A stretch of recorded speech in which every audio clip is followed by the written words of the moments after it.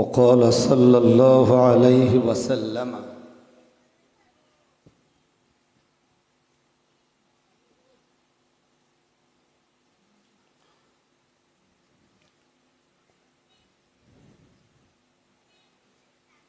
ما في الجنة شجرة إلا وساقها من ذهب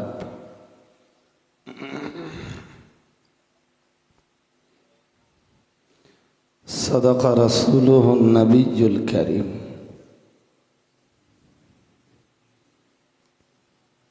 আজকের মজলিসের নির্বাচিত সভাপতি সাহেব,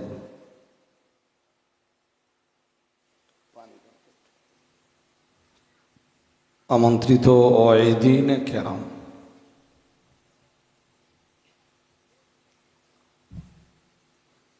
সম্মুখে উপবিষ্ট আল্লাহওয়ালা শ্রোতমণ্ডলী,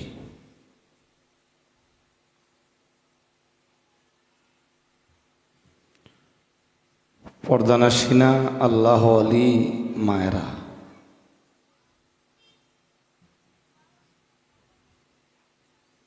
বিদায়ী বক্তা মাওলানা আব্দুল মুহিত সাহেব এবং পরবর্তী হাজরাত অল ইন্ডিয়া সুন্নাত ওয়াল জামাআতের অনুসারীদের মুর্শিদ, আমির,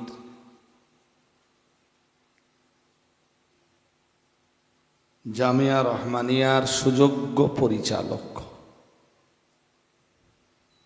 মুফতি সাহেব হুজুর কেবলা,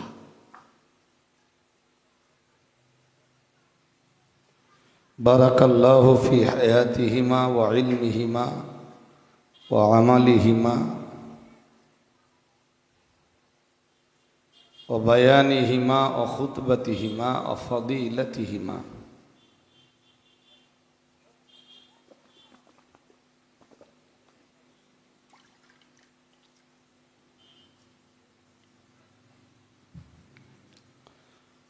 বেশ কিছু গুরুত্বপূর্ণ আলোচনা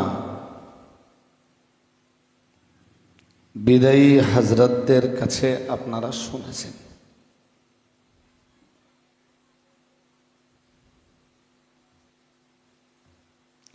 আমি সবেমাত্র আপনাদের মাঝে এসে বসেছি এবং কোরআন শরীফের সূরা কাহাফের শেষের দিকের দুটি আয়াত পড়েছি।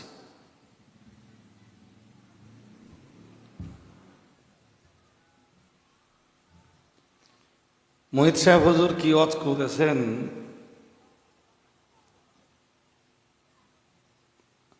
আমি খুব বেশি কিছু জানি না,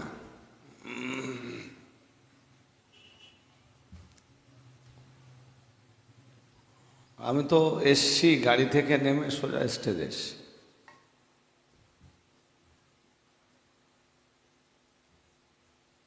আমি যে আয়াত পড়েছি, যে হাদিস পড়েছি, বিশেষত পঠিত আয়াতটাকে দিয়ে আলোচনা শুরু করতে চাইছি। চলুন আমরা আয়াতটা ফার্স্ট টাইম একটু বুঝে নিই।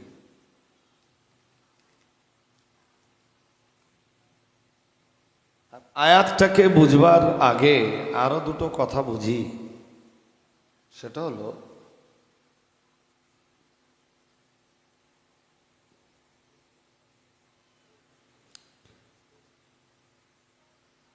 মৃত্যু আমাদের শেষ কথা নয়। নাস্তিকদের শেষ কথা হলো মৃত্যু।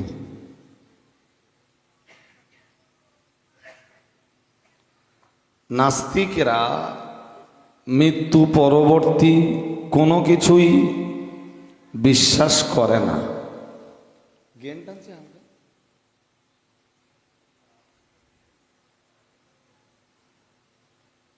সাউন্ডটা মনে হচ্ছে ম্যাচিং হয়।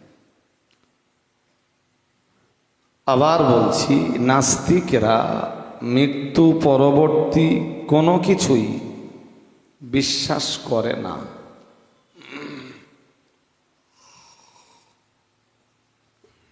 কিন্তু আমরা নাস্তিক নই।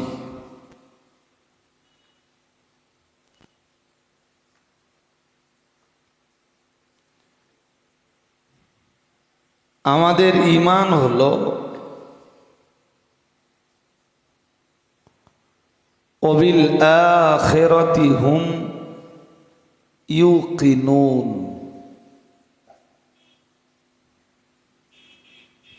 ঈমানওয়ালা তারা, সফলতার অধিকারী তারা। এটা সূরা বাকারার প্রথম পৃষ্ঠায় আছে, আপনারা জানেন, যারা মোটামুটি কোরআন পড়তে পারে। সূরা বাকারার প্রথম পৃষ্ঠার একদম শেষ লাইনে দেখবেন এটা আছে, ওয়াবিল আখিরাতি হুম ইউকিনুন। তারা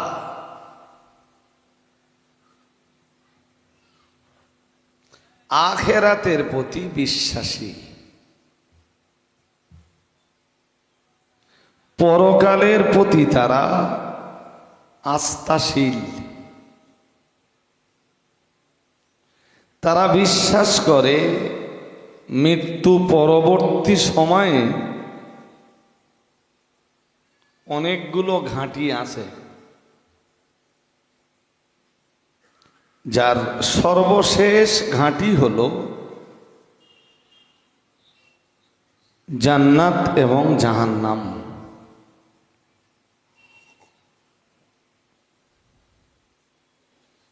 মজলিসটা খুব খাপছাড়া দেখাচ্ছে, যদি একটু এগিয়ে সামনের দিকে এসে না বসেন তাহলে এই খাপছাড়া ভাবটা কাটবে না।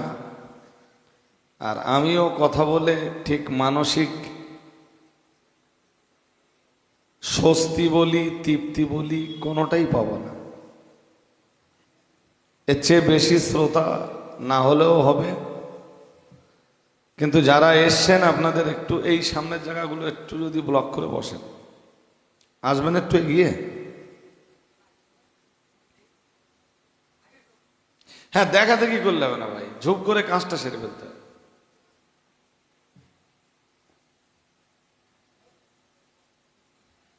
ফেরেশতারা কি করে জানেন? নবীজি বলেন ইউতিমুনাস সুফুফাল মুকদ্দামাতা। নবীজি বলেন ফেরেশতারা তারা পূর্ণ করে নেয় প্রথম কাতার, আল আউয়াল ফাল আউয়াল। প্রথম কাতারের পর দ্বিতীয় কাতার, দ্বিতীয় কাতারের পরে তৃতীয় কাতার, তৃতীয় কাতারের পরে চতুর্থ কাতার। এবং ফেরেশতারা যখন কাতার দেয় মাঝখানে তারা কোনো খালি জায়গা ফেলে রাখে না।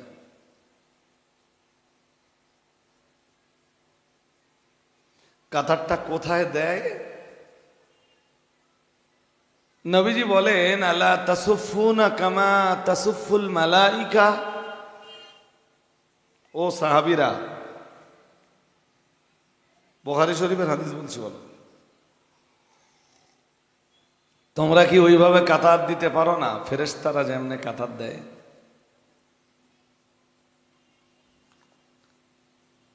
ইনদা রাব্বিহিম আযজা ওয়া জাল্লা। ফেরেশতারা যেভাবে কাতার দেয় তাদের রবের নিকট, তাদের সম্মানিত রবের নিকট যেভাবে কাতার দেয়, তোমরা সেইভাবে কাতার দিতে পারো না। সাহাবারা বললেন কাইফা তাসুফুল মালাইকাতু ইনদা রাব্বিহিম। হুজুর, ফেরেশতারা কিভাবে কাতার দেয় তাদের রবের নিকট, আপনি বলুন। তো রাসূল তার জবাবে বললেন ফেরেশতারা কাতার দেয় একদম প্রথম সফ থেকে, এবং প্রথম কাতারে কোনো জায়গা খালি রাখে না। খালি থাকলে দ্বিতীয় কাতারে কেউ দাঁড়ায় না। আরে সব জায়গায় দেখবেন আমাদের কিছু মুসল্লি আছে মসজিদে যে সামনের দিক যেতে না, দ্বিতীয় কাতার খালি, অথচ চতুর্থ কাতার ভরা। তা আমরা কবে শিখব?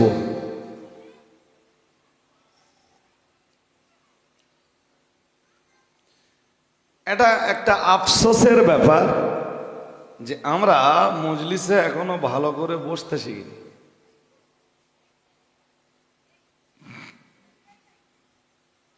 সাহাবীরা রসুলের দরবারে রহমতুল্লিল আলামিনের মজলিসে এমন ভাবে বসতেন যে কথা বলবার সময় রসুলের মুখ থেকে থুতু বার হলে সাহাবারা আশা করতেন ওই থুতু ছিটা যেন তাদের মুখে লাগে। সুবহানাল্লাহ, তো খুব একটা খুশি হয়ে বলেননি। এটা রসুলের প্রতি তাদের ভালোবাসার আর এক বহিঃপ্রকাশ। আর আর যে মুহূর্তে রসুলের মুখ থেকে থুতু বার হতো, যেইটুকু লাগতো তাদের মুখে, হ্যাঁ, সঙ্গে সঙ্গে ওইটুকু এইভাবে তারা স্কিনে ডলে দিত। ওই যে ক্রিম ট্রিম মাকে দেখেছেন, ক্রিম, বোরোলিন, বডি লোশন, এসব বোঝেন? আচ্ছা, এও যদি না বোঝেন অসুবিধে নেই, গায়ে তেল মালিশ করে দেখেছেন? আরে হ্যাঁ না কিছু বলেন, এতক্ষণ কথাটা তো বলিনি কেউ। আপনারা জানেন ভালোই যে আমার ওয়াজ শুনতে গেলে আপনাদেরকে আমি কথা বলাবো, আপনারা না বললে তো আমি ওয়াজ করতে পারবো না। শ্রোতাদের নিয়েই তো আমি বক্তা। আর এখন তো আমার কীর্তিপুরে আসবার পরিমাণ আগের চাইতে কম। একসময় খুব ঘন ঘন আসতাম, এখন মুফতি সাহেব খুব ঘন ঘন আসেন, তাই তো? হ্যাঁ হ্যাঁ, তবে আমার যে ডায়েরির পিসটা খালি আছে তা নেই। আল্লাহর কোনো না কোনো বান্দা আছে, কোনো না কোনো জায়গার লোকেরা আছে আমার ডাকার জন্যে, বলার জন্যে, আমার কাছে দুটো কথা শোনার জন্যে। আলহামদুলিল্লাহ। তো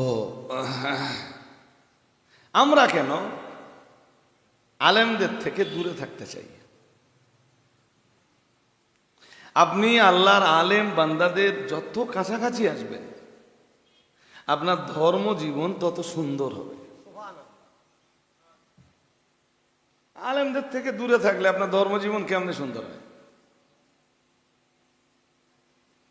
কোনো জিনিস আটকে গেলেই আপনাকে তো জিজ্ঞেস করতে হবে আলেমদের কাছে।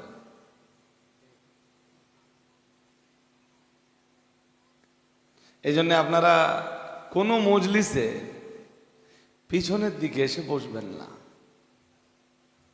জান্নাতের প্রথম কাতারে কারা জায়গা পাবে জানেন? 120টা কাতার হবে। কত? তিরমিজি শরীফের হাদিসে এসছে, নবীজি বলেছেন যে যার ভিতরের 80টা কাতার হবে আখিরি নবীর উম্মাতদের।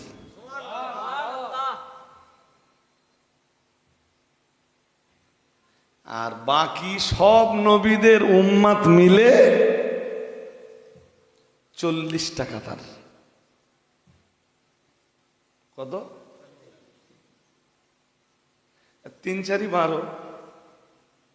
120কে যদি আমরা 3 দিয়ে ভাগ করি তাহলে 3 ভাগের 2 ভাগ, 40 × 2 80, 80 + 40 120।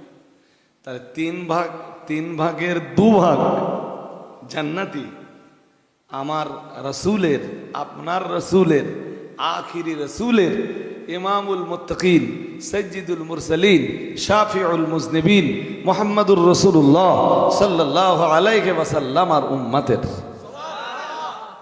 80টা কাতার। ওই যে বাইরে মন দিয়ে না, ওই যে কথাটা আপনারা শোনেন না, আর আসলে তো কথাটা কারোর ব্যক্তিগত নয়, কারোর তৈরি করা নয়, কথাটা কোরআনের।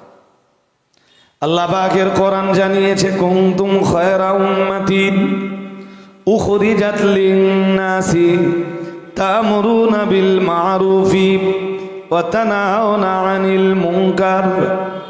মহান আল্লাহ জানিয়েছেন কুনতুম খায়রা উম্মাতিন, মহান আল্লাহ জানিয়েছেন তোমরা হলে শ্রেষ্ঠ উম্মাত।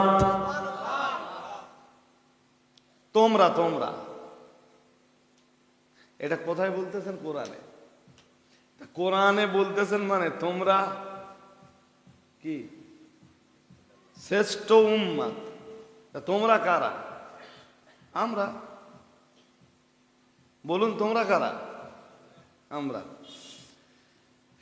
শ্রেষ্ঠ উম্মাত বলতেছেন না, কি অ্যাকচুয়াল কি বলতেছেন জানেন? যদিও আমি আজকে এই কথার ব্যাখ্যা দিব না আপনাদের। আল্লাহ বলতেছেন তোমরা শ্রেষ্ঠ উম্মাত ছিলে। শ্রেষ্ঠ উম্মাত তাহলে কি এখন আর নেই? তা আল্লাহ বলতেছেন ছিলে। যখন কেউ ছিল না আল্লাহ ছিলেন, হ্যাঁ কিনা বলেন?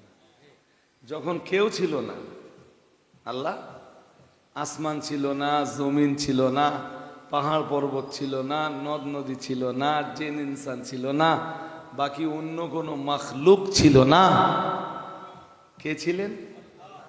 তখন আল্লাহও ছিলেন, আল্লাহর এলেমও ছিল।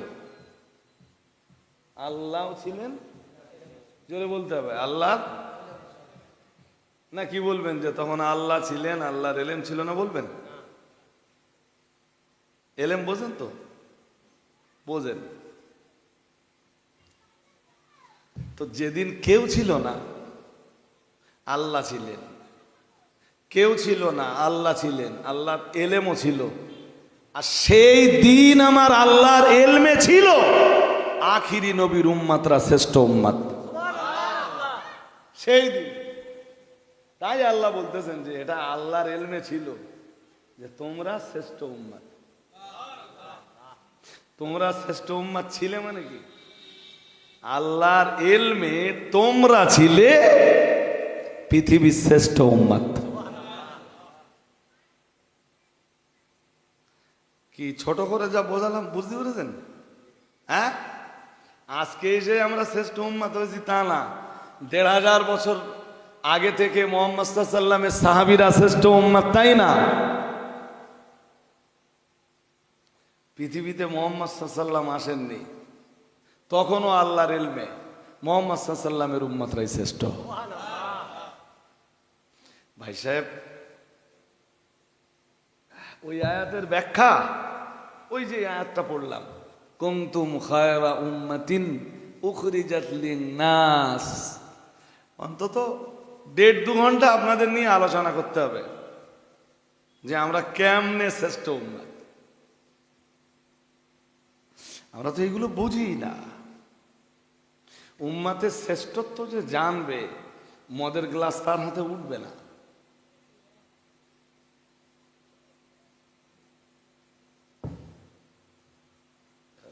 শ্রেষ্ঠ উম্মাতের পরিচয় যে জানবে, ঘোর দুনিয়াদার সে হবে না। হ্যাঁ, দুনিয়া তো সবাইকে করতে হবে, আমাকেও আপনাকেও। দুনিয়া করা গুনার কাজ? জোরে বলে না। হ্যাঁ, আরে বাবা, দুনিয়াতে থেকেই তো আপনাকে আখিরাতের সন্তান হতে হবে না। আপনি আখিরাত গড়বেন দুনিয়ার বাইরে যে, কথা বলে না। তাহলে দুনিয়া থাকতে তো হবে, প্রত্যেকের জীবনে দুনিয়া থাকতে হবে না? হবে না? হবে।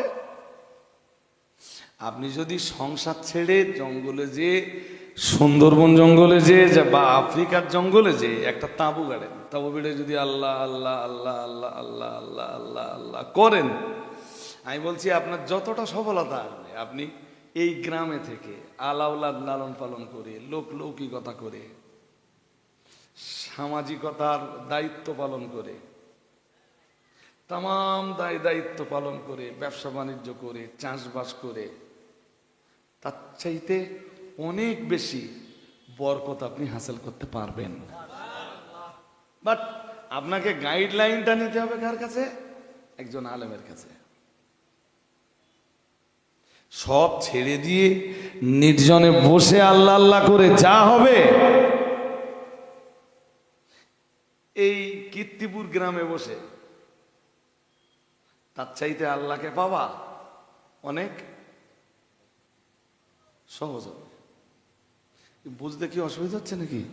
হ্যাঁ, সুতরাং আপনি দুনিয়া করবেন এটা অন্যায় না, কিন্তু ঘোর দুনিয়াদার হয়ে দুনিয়াদারির প্রভাবে আখেরাতকে ধ্বংস করে দেবেন, এইটা ভালো।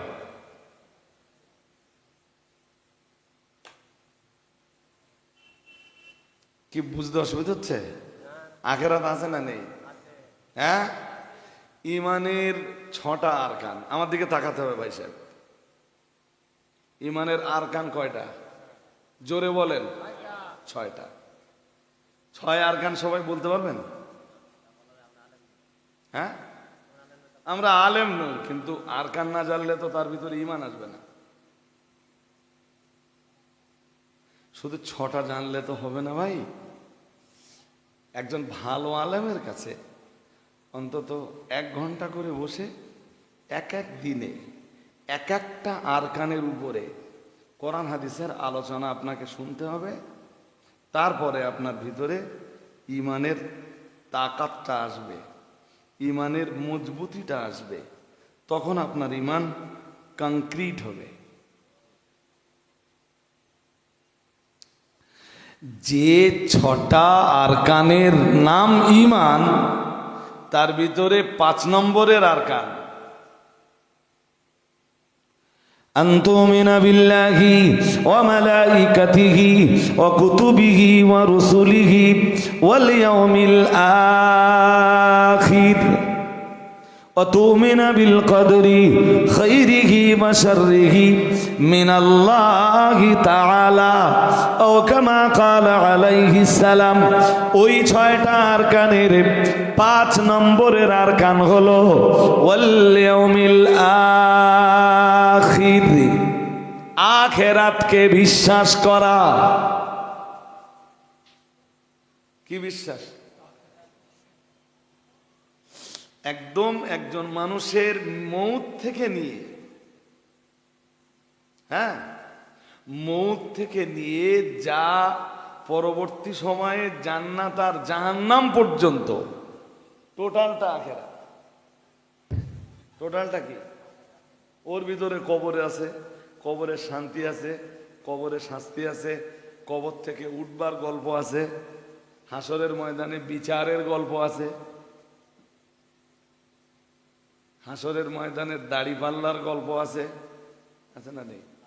নেকি বদি পাপ পুণ্য ওজনের বর্ণনা আছে।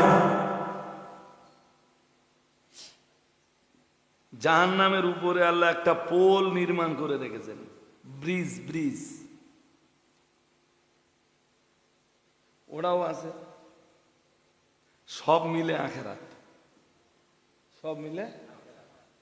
তাহলে আপনি কেমনে ভাবতে পারেন যে আখেরাতের আলোচনা খুব ছোট? আমি তো বলেছি 1 ঘন্টা করে আলোচনা। আমি সেদিন শুধু আল্লাহ বিশ্বাসের উপরে প্রায় 1.5 ঘন্টা আলোচনা করে ফেলেছি। যে ইমানের 6 আরকানের প্রথম আরকান যেখানে আল্লাহ বিশ্বাস, তা আমরা আল্লাহকে কেমনে বিশ্বাস করব? এর কাইফিয়াতটা কি? এর সিস্টেমটা কি? বিশ্বাসের ধরনটা আমাদের কেমন হবে? আমি তো বলেছি যে কমপক্ষে হাক্কানি আলেমদের মজলিসে বসে আপনাকে 1 ঘন্টা করে আলোচনা নিতে হবে। সেটা যদি অজের মজলিস না হয়ে, অজের মজলিস হলে হবে না বলছি না, তবে অজের মজলিসে আবার বহু মানুষ সুর চায়, তো সুর না দিলে মনে করে যে ওয়াজ হচ্ছে না। এই জন্যে মসজিদের আঙিনায় হলো মাগরিব পড়ে বসলেন, হ্যাঁ, কোনো মাইক লাগবে না, সাউন্ড সিস্টেম লাগবে না, হ্যাঁ, লাইট লাগবে না, কিচ্ছু লাগবে না। মসজিদে মাগরিবের নামাজ পড়ে বসলেন, এসা পর্যন্ত একদিন ইমানের একটা শাখা নিয়ে, একটা আরকান নিয়ে আলোচনা হবে। আমার লাগবে না তো, আপনাদের এই গ্রামের কৃতি সন্তান মাওলানা মুসা সর্দার সাহেব আছেন, ওনার নিয়ে বসলে উনিও পারবেন। হ্যাঁ, এটা ঠিক যে বলার ধরন আর উপস্থাপনের ভঙ্গি সবার তো আর একরকম হয় না। তা মুসা সাহেবকে বললে উনিও আপনাকে বিষয়টা ডিসকাস করে দিতে পারবেন ইনশাল্লাহ। বাট আপনারা তো সেখানে যাবেন না, আপনারা কি করবেন, মাগরিবের নামাজ পড়ে বেরিয়ে চার দোকানে বসে চা খেতে খেতে একটু গল্প করতে করতে এশার আজান পর্যন্ত কাটিয়ে নেবেন। শোনেন, আমি খুব সোজা সাপটা বলে যাচ্ছি আজকে, যদি মনে হয় আমি জান্নাতে যাব, তাহলে চায়ের দোকানে বসাটা বন্ধ করুন।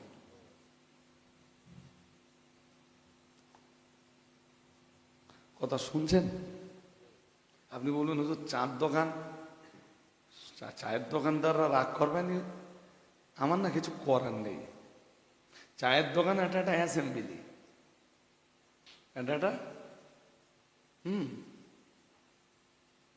এটা একটা পার্লামেন্ট, বিশাল ব্যাপার। এমন কোনো আলোচনা নাই যে আলোচনা চায়ের দোকানে মিডিয়া, তো মিডিয়া দেশের মুফতি আল্লামারা পর্যন্ত ওদের কাছে হেরে যায় যারা চার দোকানে বসে। কাইম সাহেবের মতো বিদগ্ধ আলেম তো, কাইম সাহেব ফতোয়া চার দোকানের লোকেদের কাছ থেকে না।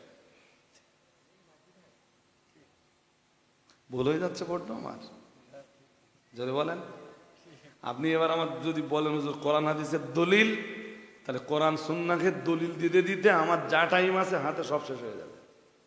শুধু এই প্রসঙ্গটা নিয়ে বোঝাবো আপনাকে, নো প্রবলেম ইনশাআল্লাহ। বাট আমার আলোচনার বিষয়বস্তু তা না।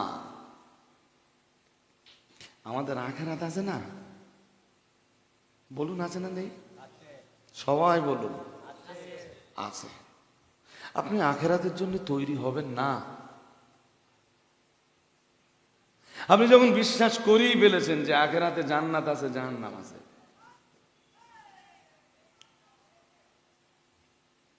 তাহলে আপনি কেন জাহান্নাম থেকে বাঁচবার আর কেনই বা জান্নাতে প্রবেশ করার মতো আমালটা করবেন না?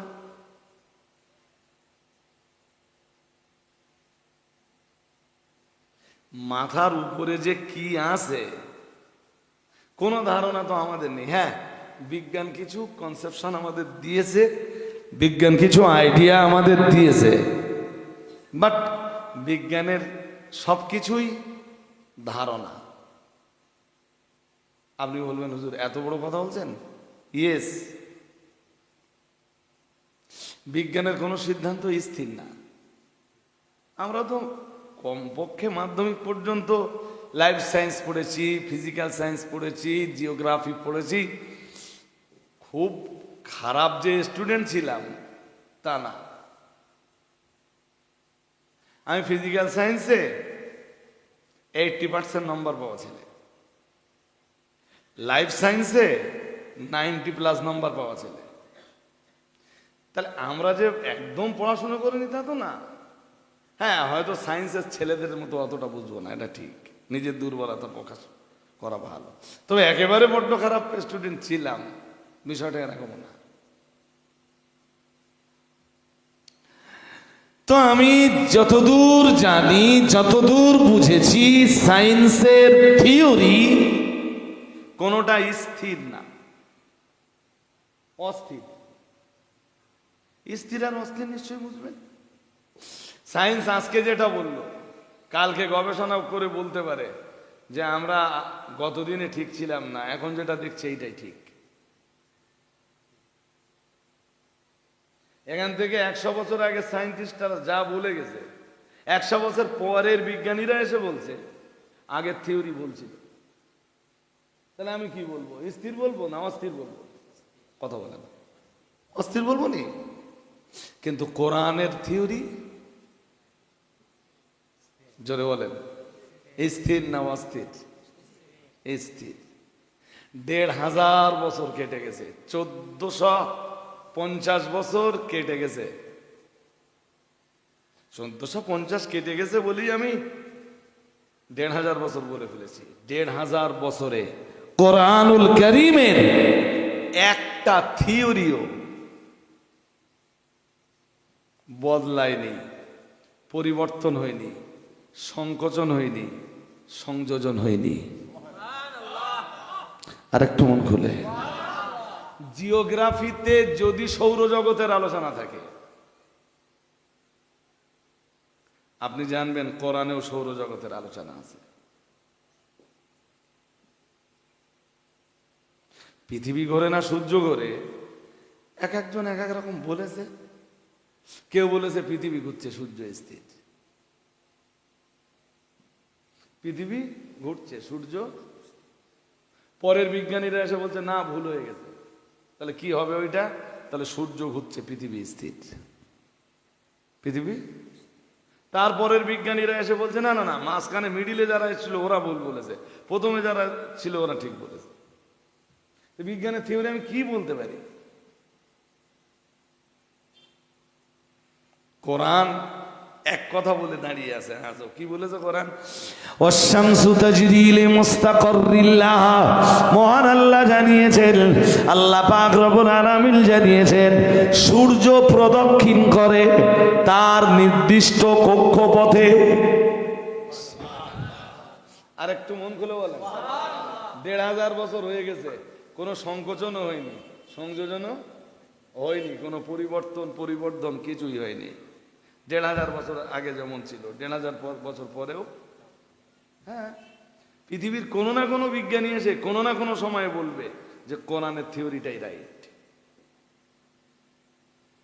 বলতেই হবে, বলা লাগবেই।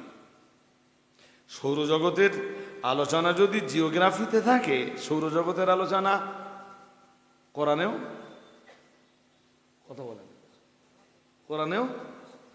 আজকের এই আলোচনা শুনতে শুনতে না আমরা একটা জায়গায় পৌঁছাবো।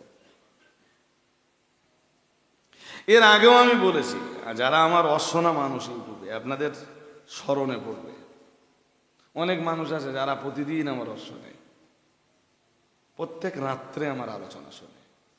আলহামদুলিল্লাহ, আল্লাহ শুকরিয়া জ্ঞাপন করি বলছি, সূর্য পৃথিবীর চাইতে ১৩ লক্ষ গুণ বড়। এইরকম ১৩ লক্ষ পৃথিবী জোড়া দিলে যত বড় হয়, সূর্য একা অতটা বড়। সূর্য একা, আপনি ভাবছেন কিছু? তো পৃথিবীর চাইতে ১৩ লক্ষ গুণ বড় এই সূর্যটাকে আল্লাহ মহাশূন্যে সেট আপ করে দিয়েছেন। সুবহানাল্লাহ বলেন, আর একটু মন খুলে বলেন। হ্যাঁ, ওর এই যে টিউবগুলো জ্বলছে, এর গ্যাস ফুরিয়ে গেলে আর আলো দেবে না। সূর্যের বয়স কত বিজ্ঞানকে জিজ্ঞেস করেন, বিজ্ঞান সূর্যের যা বয়স বলবে আপনি ধারণা করতে পারবেন না। এতটা বয়স হয়ে গেল সূর্যের গ্যাস কখনো ফুরালো না। আজকে সকালে সূর্য যতটা আলো দিয়েছে, আকাশে যদি কালকে মেঘ না থাকে, সূর্যের আলোর তেজ কালকে একটু কমে যাবে?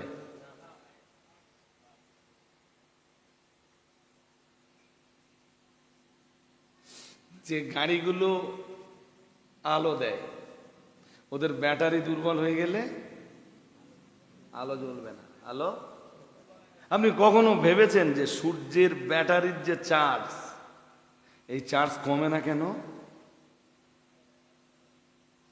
ওর গ্যাসই বা কেন ভরোয় না, আর ওর ব্যাটারির চার্জই বা কেন কমে না? আপনি আশ্চর্য হবেন, আরো আশ্চর্য হবেন। হাদিসে এসছে, দুইজন ফেরেশতা 24 ঘন্টা সূর্যে পানি ঢালছে।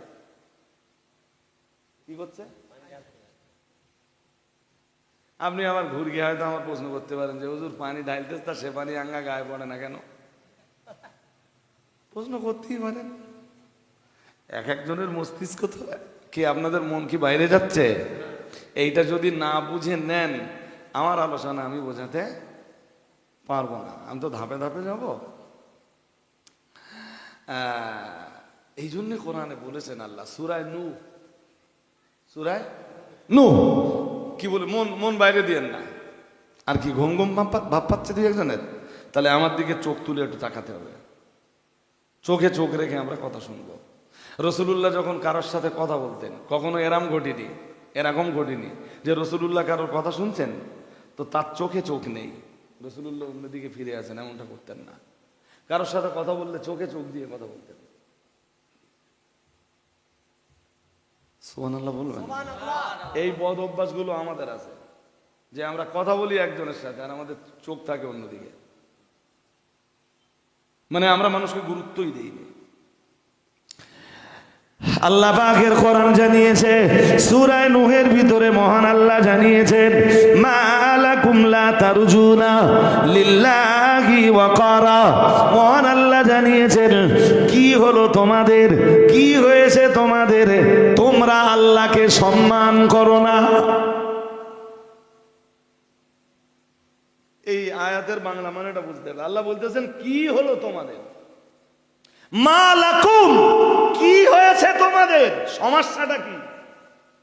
লা তারজুন লিল্লাহি ওয়াকারা, তোমরা আল্লাহকে সম্মান দাও না, সাজদার মাধ্যমে আল্লাহকে সম্মান করো না, রুকুর ভিতর দিয়ে আল্লাহকে সম্মান করো না, আল্লাহু আকবারের আওয়াজ না তোলার ভিতর দিয়ে। কি সমস্যাটা তোমাদের? পরের আয়াতে আল্লাহ কি বলছেন জানেন? এইরকম মোটা যে কোরআনুল কারীমটা আমাদের ঘরে আছে, আমরা তো কোনোদিন ভেবেই দেখিনি যে ওর ভিতরে কি আছে। শুধু মানুষ মরে গেলি পড়া হয়, সুবহানাল্লাযী আসরা বিআবদিহি লাইলাম মিনাল মাসজিদিল হারাম ইলাল মাসজিদিল আকসাল্লাযী বারাকনা হাওলাহু লিনুরিয়াহু মিন আয়াতিনা ইন্নাহু হুয়াস সামিউল বাসীর ওয়া আতাইনা মূসাল কিতাবা ওয়া জাআলনাহু হুদাল লিবানী ইসরাঈলা আল্লা তাত্তাখিযু মিন দুনি ওয়াকিলা যুররিয়াতাম মান হামালনা মা'a নূহ ইন্নাহু কানা আবদান শাকুরা। ঝড়ের মতো পড়ে যাচ্ছে, কি আছে জানেন? কি যে আছে, হায় রে আফসোস। আর একজন পাশে বসে আছে, ও পড়ে যাচ্ছে। 4জন 5জন মিলে তো একটা খতম তো একজনে হবে না, 4-5 জন পড়তেছে, আর একজন পড়তেছে বিসমিল্লাহির রহমানির রহিম সায়াকুলুস সুফাহাউ মিনান নাসি মা ওয়াল্লাহুম আন কিবলাতিহিম আল্লাতী কানু আলাইহা কুল লিল্লাহিল মাশরিক ওয়াল মাগরিব ইয়াহদি মান ইয়াশাউ ইলা সিরাতিম মুস্তাকিম। আমার তো পড়া ভালো না, তাদের পড়া এসছে অনেক চ্যাম্পিয়ন, শুনলে আপনার মন নরম হয়ে যাবে। বাট কি যে আছে, যার বাড়ি পড়া হচ্ছে সেও জানে না, যারা পড়তেছে তারাও জানে না। তো এই কোরআন কি আল্লাহ মরা মানুষের জন্য দিয়েছেন শুধু? কোরআনের একটা দলিল, ঘুম পাচ্ছে না তো? কোরআনের একটা দলিল আমার দেখাবেন যেই দলিলে আল্লাহ বলতেছেন যে আমি মরা মানুষগুলোর নাজাতের জন্য কোরআন নাযিল করেছি। কি বলতেছেন আল্লাহ? কোরআনে বলতেছেন লিতুখরিজান নাসা মিনাজ যুলুমাতি ইলান নূর, লিতুখরিজান নাস।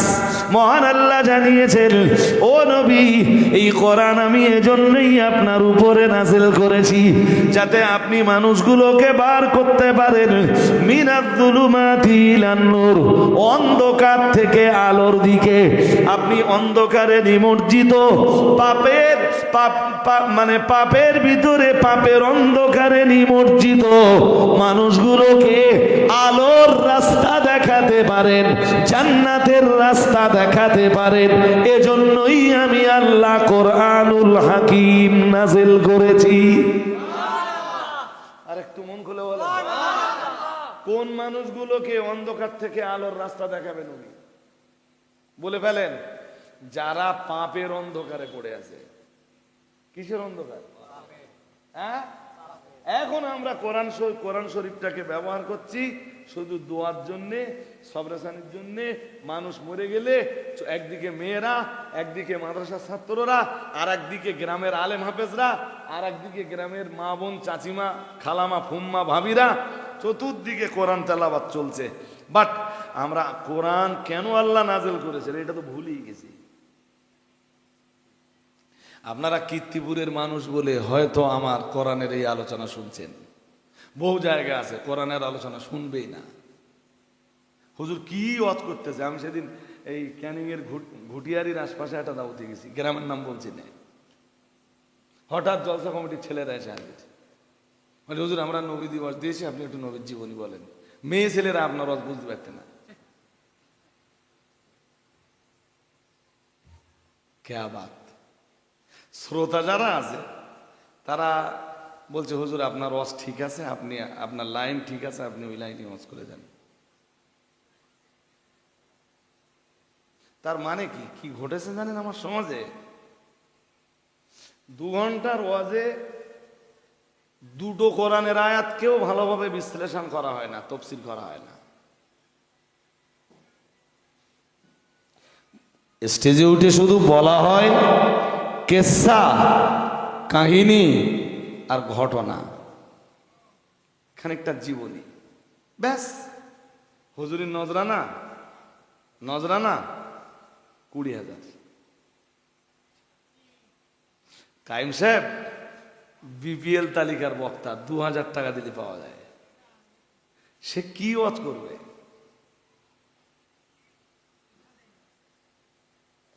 যে সমাজে আলেমদের কদর নেই, যে সমাজে আলেমদের চাইতে জাহেলের মর্যাদা বেশি, এই সমাজ নাজাতের রাস্তা পেতে পারে না।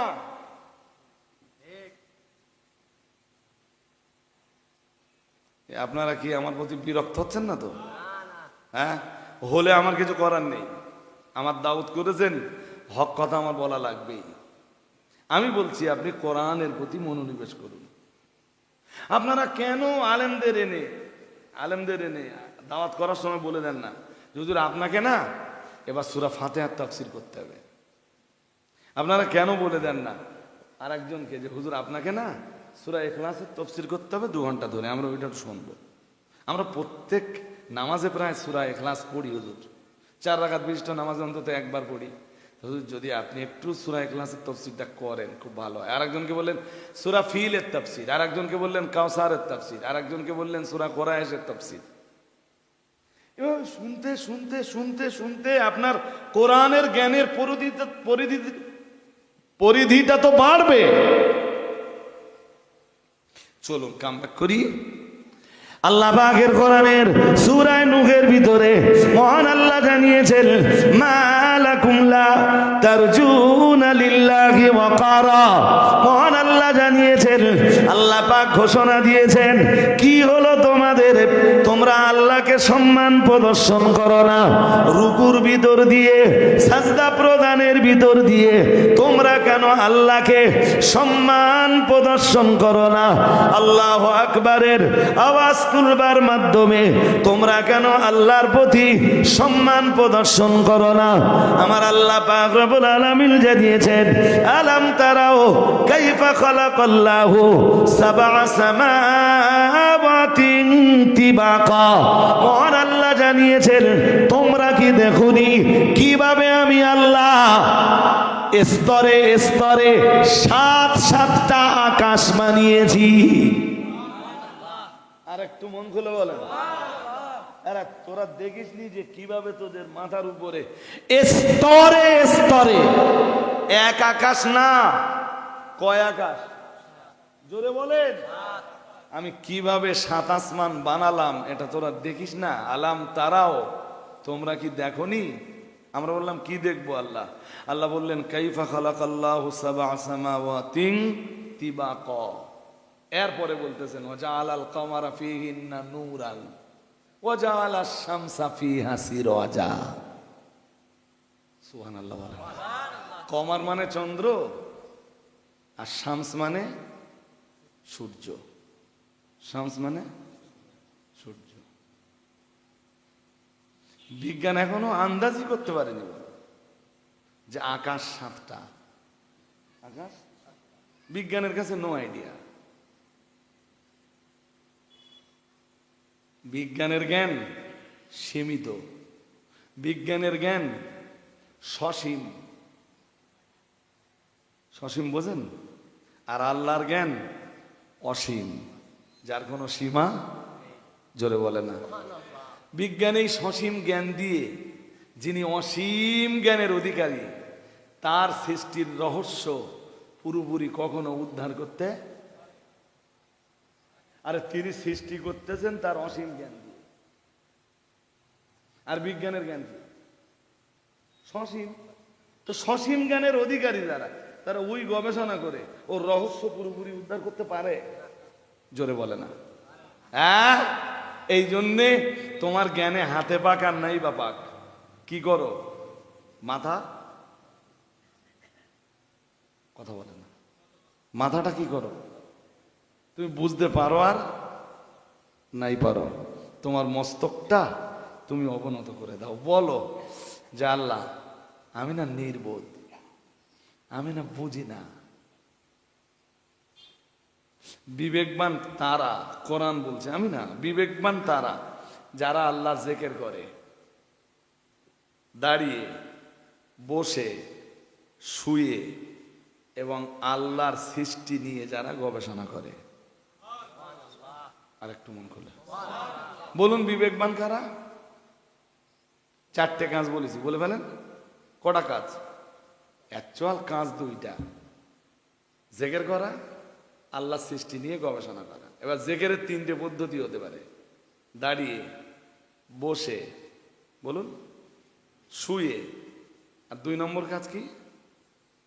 সৃষ্টি নিয়ে কি করা? কাজ সৃষ্টি, জোরে বলেন। সৃষ্টি নিয়ে ভাববো কি? কচি গাছাগুলো নিয়ে ভাবি, ওরা কি হবে না হবে। হ্যাঁ, ওরা পড়াশুনো করাতে হবে, কারোর মাস্টার বানাতে হবে, কারোর ডাক্তার বানাতে হবে। ওর নামাজ কালাম পড়ুক আর না পড়ুক, যা পারে করুক, যাক, ডাক্তার হলে হবে না। শুনছেন নাকি? বলে ডাক্তার হলে হবে না, অসুবিধা নেই, ইঞ্জিনিয়ার হলে হবে না। যে নামাজ না পড়ে ও বিবেকবান না, ও বিবেক হারা, ওর বিবেক নেই। যেমন বিবেক নেই গরু, গরুর বিবেক আছে? গরুর যদি গুদুনে অভ্যাস হয়, ও ছাড়বে? জোর করে বলো না, কেন? কেন? ও মাস্টার দেখলে ছাড়বে? বুঝতে পারবে যে মাস্টার। কেন? ওর বিবেক নেই। কি নেই? বিবেক নেই।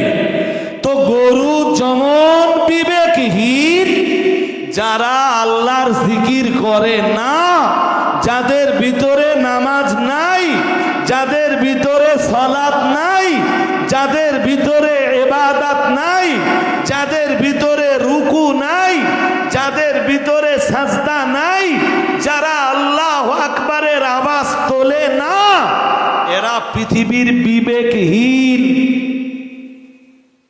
বলুন নাউজুবিল্লাহ। আর একটু জোর করে বলেন।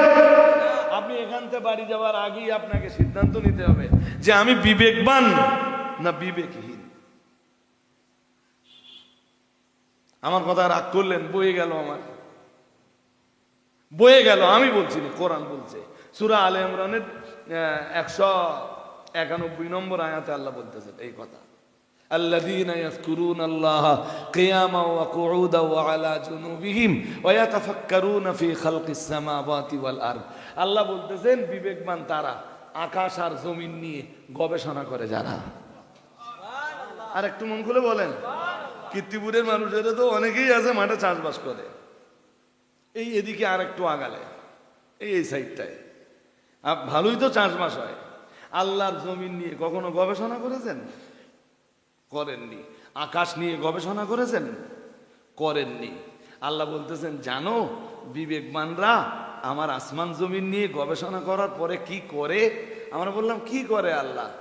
আল্লাহ বলতেছেন তারা গবেষণা করার পরে বলে, وَيَتَفَكَّرُونَ فِي خَلْقِ السَّمَاوَاتِ وَالْأَرْضِ رَبَّنَا مَا خَلَقْتَ هَذَا بَاطِلًا سُبْحَانَكَ فَقِنَا عَذَابَ النَّارِ। বলুন আল্লাহু আকবার।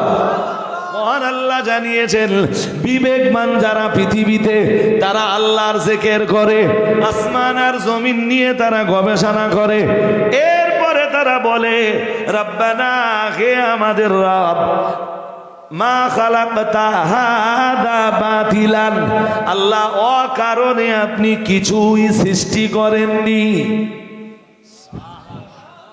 আল্লাহ আপনার সব সৃষ্টির একটা হিকমত আছে, কোনোটা আমি বুঝতে পারি আর কোনোটা আমি বুঝতে, কোনোটা আমার ব্রেন নিতে পারে আর কোনোটা আমার ব্রেন নিতে, হ্যাঁ, কোনোটা আমার জ্ঞানের র্যাডারে ধরা পড়ে আর কোনোটা আমার জ্ঞানের টাওয়ারে ধরা পড়ে। কিন্তু আমি স্বীকার করে নিচ্ছি আপনি যা যা সৃষ্টি করেছেন অকারণে কোনো কিছু।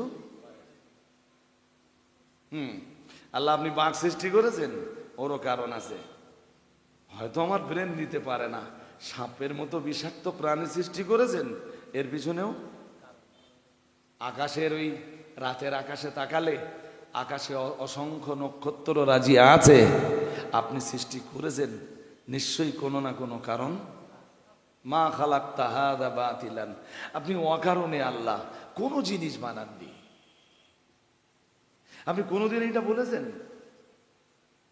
আল্লাহ সৃষ্টির দিকে তাকিয়ে মাঠে যে আল্লাহ সৃষ্টিগুলো দেখে কোনোদিন বলেছেন আল্লাহ এই জমিনে আপনি যা কিছু সৃষ্টি করেছেন, পাহাড় হতে পারে, পর্বত হতে পারে, জঙ্গল হতে পারে, মরুভূমি হতে পারে, সমভূমি হতে পারে, বনভূমি হতে পারে, আল্লাহ নদ নদী হতে পারে, খাল বিল হতে পারে, গাছগাছালি হতে পারে, তৃণলতা হতে পারে, কোনো জিনিস আপনি অকারণে সৃষ্টি করেননি, না আকাশে না জমিনে। সুবহানাক, তাই শুধু আপনার পবিত্রতার ঘোষণা দিচ্ছি। আর একটু মন খুলে বলুন, ফাকিনা আযাবান নার। আর আল্লাহ আমি যে আপনার পবিত্র ঘোষণা দিচ্ছি না, এই ঘোষণার কারণে আল্লাহ আপনি আমাদেরকে, আমাকে, আমার পরিবারকে, আমার আপনজনদেরকে সবাইকে আপনি জাহান্নামের আগুন থেকে নিষ্কৃতি দান করুন। এরা বিবেকবান। এরা কি? আরে জোরে বলেন না কেন? এরা বিবেকবান, এরা জান্নাতের মানুষ।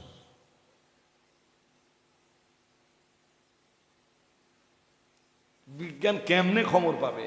আল্লাহ বলতেছেন ওমা উতিতুম মিনাল ইলমি ইল্লা কলিলা, সূরা বানী ইসরাঈল 15 পারা। আপনি আয়াত দেখতে চাইলে আমি সব আয়াত আপনাকে দেখিয়ে দিতে পারবো, কিন্তু আমার সব কথা যদি হয় কোরআন দিয়ে হাদিস দিয়ে, আপনি আমার কথাটা নিবেন না কেন? ইমানদার বলে দাবি করার পরেও কোরআনের কথা আপনার কাছে ভালো লাগবে না কেন? আর আজকে যদি কোরআনের আলোচনা আপনার ভালো না লাগে, কোরআন যদি আপনার কাছে পছন্দনীয় হয়ে না ওঠে, আপনি মরে যাবার পরে পৃথিবীর বেঁচে থাকা মানুষেরা আপনার জন্য কোরআন দিয়ে সবরেসানি করলে ওই সবরেসানিতে আপনার আর কোনো ফায়দা। জ্ঞান বুদ্ধি কি বলে? দুনিয়ায় ওর কোরআন ভালো লাগেনি, যেই কোরআনের আলোচনা শুরু হয়েছে মজলিস ছেড়ে চলে গেছে, ওর ভাল লাগতেছে না, ওর ঘটনা শোনা অভ্যাস, ওর জীবনী শোনা অভ্যাস। ও এসছিল খাজা বাবার জীবনী শুনবে, ও এসছিল মা ফাতেমার জীবনী শুনবে, ও এসছিল বড় পীর সাহেবের জীবনী শুনবে। যেই দেখলো কোরআন আর নির্ভেজাল হাদিসের আলোচনা, এই তো আমার মাথায় ঢুকবে না। ও কোরআনকে দুনিয়ায় ভালোভাবে নিল না, কোরআনের মজলিসে বসলো না, কোরআনের বিধিবিধান জানলো না, কোরআনের হালাল আর হারাম, জায়েজ আর নাজায়েজ, ওই বৈধ আর অবৈধ, সিদ্ধ আর নিষিদ্ধ, এই দুটো জিনিসের মূল্যায়ন করতে জানলো না। ও মরে যাবার পরে দুনিয়ার বেঁচে থাকা মানুষেরা কোরআন দিয়ে ওর জন্য যতই সবরেসানি করুক, জ্ঞান বুদ্ধি কোনটা বলে, ও ভালোভাবে দুনিয়ায় কোরআন নেয়নি। আজকে কোরআন দিয়ে ওর নামে সবরেসানি হচ্ছে, আজকে ওর নামে কৃত ওই সবরেসানিতে ওর কোনো উপকার হবে?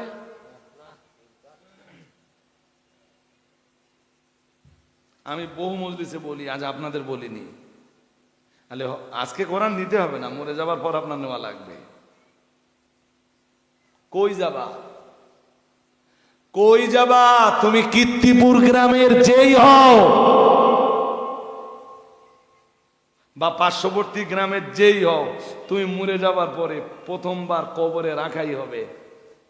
রাখার সময় বলা হবে বিসমিল্লাহ। কি বলা হবে? মাইয়েত শোয়ানোর সময় কি বলা হয় বলেন? প্রথম কি বলা হয়? বিসমিল্লাহ। সবাই একটু বলেন, আপনাদের একটু স্বভাব হোক। বিসমিল্লাহ কি বলে? মানে আল্লাহর নামে রাখছি। এখানে আল্লাহর নামে শুরু করছি, চল মানে কি আমি আল্লাহর নামে শুরু করছি, মানে কি মাইজ্জতকে আল্লাহর নামে রাখছি। কার নামে? কেন কেন? আল্লাহ কবর খুব ভয়ঙ্কর জায়গা, কবর অপরিচিত জায়গা, কবর কীট পতঙ্গের জায়গা, কবর নিঃসঙ্গ জায়গা, কবর অন্ধকার জায়গা। কবরের এই নিঃসঙ্গতা থেকে, কবরের এই অন্ধকার থেকে, কবরের এই একা একিত্ব থেকে, কবরের মতো এই অপরিচিত জায়গা থেকে আল্লাহ আপনি ছাড়া এই মরা মানুষটাকে আর কেউ বাঁচাতে পারে না। তাই মাইয়িতকে আপনার নামে রেখে যাচ্ছি। কিন্তু যারে রেখে যাচ্ছি আজকে আল্লাহর নাম করে যারে কবরে শোয়াচ্ছি, এ শালা তো সারা জীবন কোনোদিন আল্লাহরে ডাকেনি। একটু শালা বলে ফেললুম বলে কি আপনারা রাগ করতেছেন নাকি? হ্যাঁ, এই সারা জীবন আল্লাহরে। এরপরে আবার বলি ওয়ালা মিল্লাতি, এই তো আপনারা জানেন, বলে ফেলেন ওয়ালা মিল্লাতি। কার মিল্লাতে রাখলাম? কার নিয়ম নীতির উপরে আজকে মাইয়িতকে রেখে যাচ্ছি? কিন্তু যারে আজকে রসুলের নিয়ম নীতির উপরে কবরে শুইয়ে দিয়ে যাচ্ছি, ও তামাম জিন্দেগিতে আমার নবীর মিল্লাতের কোনো কাজ। ও তাস খেলতো, ওইটা নবীর মিল্লাতের কাজ। জোরে বলে না। ও ক্যারাম বোর্ড খেলতো, ওইটা রসুলের মিল্লাতের কাজ। ও মানুষের সম্পদ কেড়ে কুড়ে খেত, ওইটা নবীর মিল্লাতের কাজ। ও সমাজে প্রভাব ছিল, কেউ গন্ডগোল করে ওর কাছে বিচার চাইতে গেলে ও হাত লম্বা করে টাকা চাইতো, বলে বিচার তোর দিকে ঘুরিয়ে দেওয়ানি, 20,000 টাকা লাগবে। এইটা রসুলের মিল্লাতের কাজ। এই আপনারা অসন্তুষ্ট হচ্ছেন আমার উপরে নাকি? হ্যাঁ, বইয়ে গেল আমার। ও গানের আসর হলে কে ঠেকিয়ে রাখে ওর, ওইটা রসুলের মিল্লাতের কাজ। 3 লাখ টাকা আর 2.5 লাখ টাকা প্রাইজ মানি, বিশাল বড় 16 দলীয় নকআউট ফুটবল প্রতিযোগিতা। প্রাইজ মানি 3 লাখ আর 2.5 লাখ, ওর সঙ্গে ট্রফি আছে। চিয়ার লিডারদের এনে রেখেছে, একটা করে ম্যাচ শেষ হয়, চিয়ার লিডাররা একটু স্টেজে ড্যান্স দেয়, ও সেখানেও হাজির ওই খেলা আর ওই চিয়ার লিডারদের নাচ আর ড্যান্স দেখার জন্যে। এইটা রসুলের মিল্লাতের কাজ।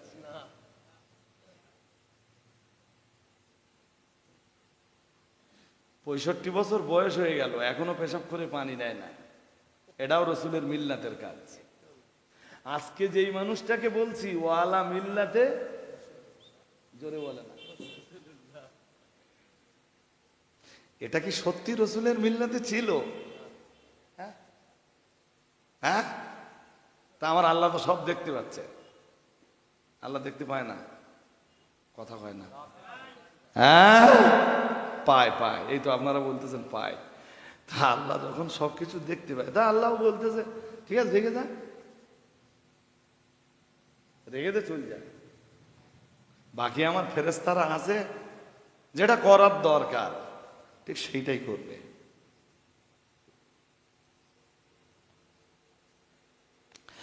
আল্লাহ পাকের কোরআন জানিয়েছে মালাকুম লা তারজুনা লিল্লাহি ওয়াকারা। মহান আল্লাহ জানিয়েছেন কি হলো তোমাদের, তোমরা কেন আল্লাহকে যথোপযুক্ত সম্মান প্রদর্শন করো না? ও বাবাজিরা ভাইরা, মহান আল্লাহ জানিয়েছেন তোমরা কি আকাশের দিকে তাকিয়ে দেখো না কিভাবে আমি আল্লাহ 7টা আকাশ বানিয়েছি? ও বাবাজিরা ভাইরা, এখান থেকে প্রথম আকাশের দূরত্ব 500 বছরের রাস্তা। একজন মানুষ 500 বছর ধরে চললে যতটা রাস্তা যেতে পারে, ও বাবাজিরা ভাইরা, প্রথম আসমানের দূরত্ব হলো ততটা। আজকের পৃথিবীর বিজ্ঞানীরা 500 বছর বাঁচবেই না। এখন মানুষের হায়াত আর 500 বছর আছে। প্রথম আকাশে পৌঁছাতেও ওখানে তো প্রথম আসমানে স্টার, মাঝখানেরটা মহাশূন্য, এই জমিন থেকে এই মহাশূন্য, বিশাল মহাশূন্য।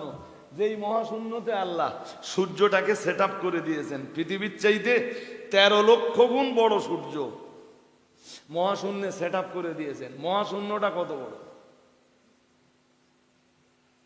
আমার কথা বোঝেননি? 13 লক্ষ পৃথিবী জোড়া দিলে যত বড় হয়, সূর্য একা তত বড়। সেই সূর্যটাকে আল্লাহ সেট আপ করে দিচ্ছেন কোথায়? মহাশূন্যে। কোথায়? মহাশূন্যে সেট আপ করে দিচ্ছেন। উপর দিক দিয়ে কোনো তার দিয়ে বাঁধা নেই, নিচের দিক দিয়ে কোনো খুঁটি দেওয়া নেই, এমন কায়দায় সেট আপ করে দিয়েছেন। ও নিচের দিকেও নেমে আসে না, উপরের দিকেও উঠে যায় না।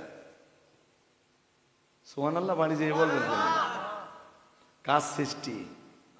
তাবারাকাল্লাযী জাআলা ফিস সামাই বুরুজা ওয়া জাআলা ফিহা সিরাজা ওয়া কমারাম মুনীরা। সুবহানাল্লাহ। আর একটু মন খুলে মানুষকে এই কথাগুলো আমি কেমনে বোঝাই?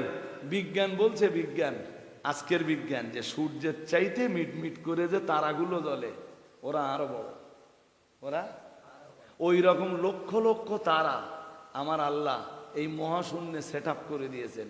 সূর্যের জন্য চলার রাস্তা বানিয়ে দিয়েছেন, চাঁদের জন্য চলার রাস্তা বানিয়ে দিয়েছেন, এই তারকাগুলোর জন্য আল্লাহ আলাদা আলাদা রাস্তা বানিয়ে দিয়েছেন, সব মহাশূন্যে। কোনোদিন ভেবে দেখেছেন মহাশূন্যটা কেতনা বড়? আমার দেশের কিছু অপদার্থ আছে, তারা বলে সবাই যদি জান্নাতে যায়, জাহান্নামে যাবে কে? তাদের ধারণা যে জান্নাতে এত জায়গা, এত জায়গা। শুধু জান্নাতের যে লাস্ট ক্যান্ডিডেট হবে, দুনিয়ার চাইতে 10 গুণ জায়গা আল্লাহ তারে দেবেন একা। এটা মুসলিমের হাদিসে এসছে। জান্নাতের লাস্ট ক্যান্ডিডেট যখন জান্নাতে যাবে, মানে এই লোকটার পরে আর কেউ জান্নাতে যাবে না, আমার আল্লাহ বলবেন উদখুলিল জান্নাতা, ও বান্দা জান্নাতের ভিতরে প্রবেশ কর। বান্দা তখন আল্লাহকে বলবে, ও রাব্বুল আলামিন, আল্লাহ আমি জান্নাতের লাস্ট ক্যান্ডিডেট, না না না না না, আমার পরে তো আর কেউ জান্নাতের ভিতরে ঢুকবে না, জান্নাত পরিপূর্ণ হয়ে গেছে। কদ মালাতিল জান্নাহ, জান্নাত পরিপূর্ণ হয়ে গেছে। না না না না না, আপনার জান্নাতের ভিতরে কোনো জায়গা খালি নাই। কোথায় যাব? ও জান্নাতের দরজায় দাঁড়িয়ে বল, যাবোটা কোথায়? আমি লাস্ট ক্যান্ডিডেট, আমি লাস্ট ক্যান্ডিডেট, আমার আগে সব চেয়ার বুক হয়ে গেছে। আল্লাহ বলবেন ঢুকে দেখ, জান্নাতে তোর ভিতরে জায়গা আছে, তোর জন্য আমার জান্নাতে অনেক জায়গা। ঢোক। বান্দা বলবে, আবার বলবে কদমালাতিল জান্নাহ, ও রাব্বুল আলামিন, আল্লাহ আপনার জান্নাত পরিপূর্ণ হয়ে গেছে। মহান আল্লাহ আবার বলবেন উদখুলিল জান্নাহ, ঢুকে দেখ বান্দা, অনেক জায়গা খালি আছে। আর একটু মন খুলে বলবা না, অনেক জায়গা কি আছে? ঢুকবি তো তুই। বান্দা দাঁড়িয়ে বলবে, আল্লাহ আপনি আমার সাথে ঠাট্টা করছেন, আমাকে নিয়ে একটু তামাশা করছেন, মজা করছেন আল্লাহ। আল্লাহ বলবেন শোন, তামাশা করা, মজা করা, ঠাট্টা করা, বিদ্রুপ করা, ওটা মানবীয় স্বভাব, ওটা তোর রবের স্বভাব না। তুই ঢুকে দেখ, দুনিয়াটা তুই যত বড় দেখেছিলি, ওই রকম 10টা দুনিয়া পরপর জোড়া দিলে যতটা জায়গা হয়, তোর মতো লাস্ট ক্যান্ডিডেটের জন্য জান্নাতের ভিতরে আমি তার চাইতে বেশি জায়গা রেখে দিয়েছি।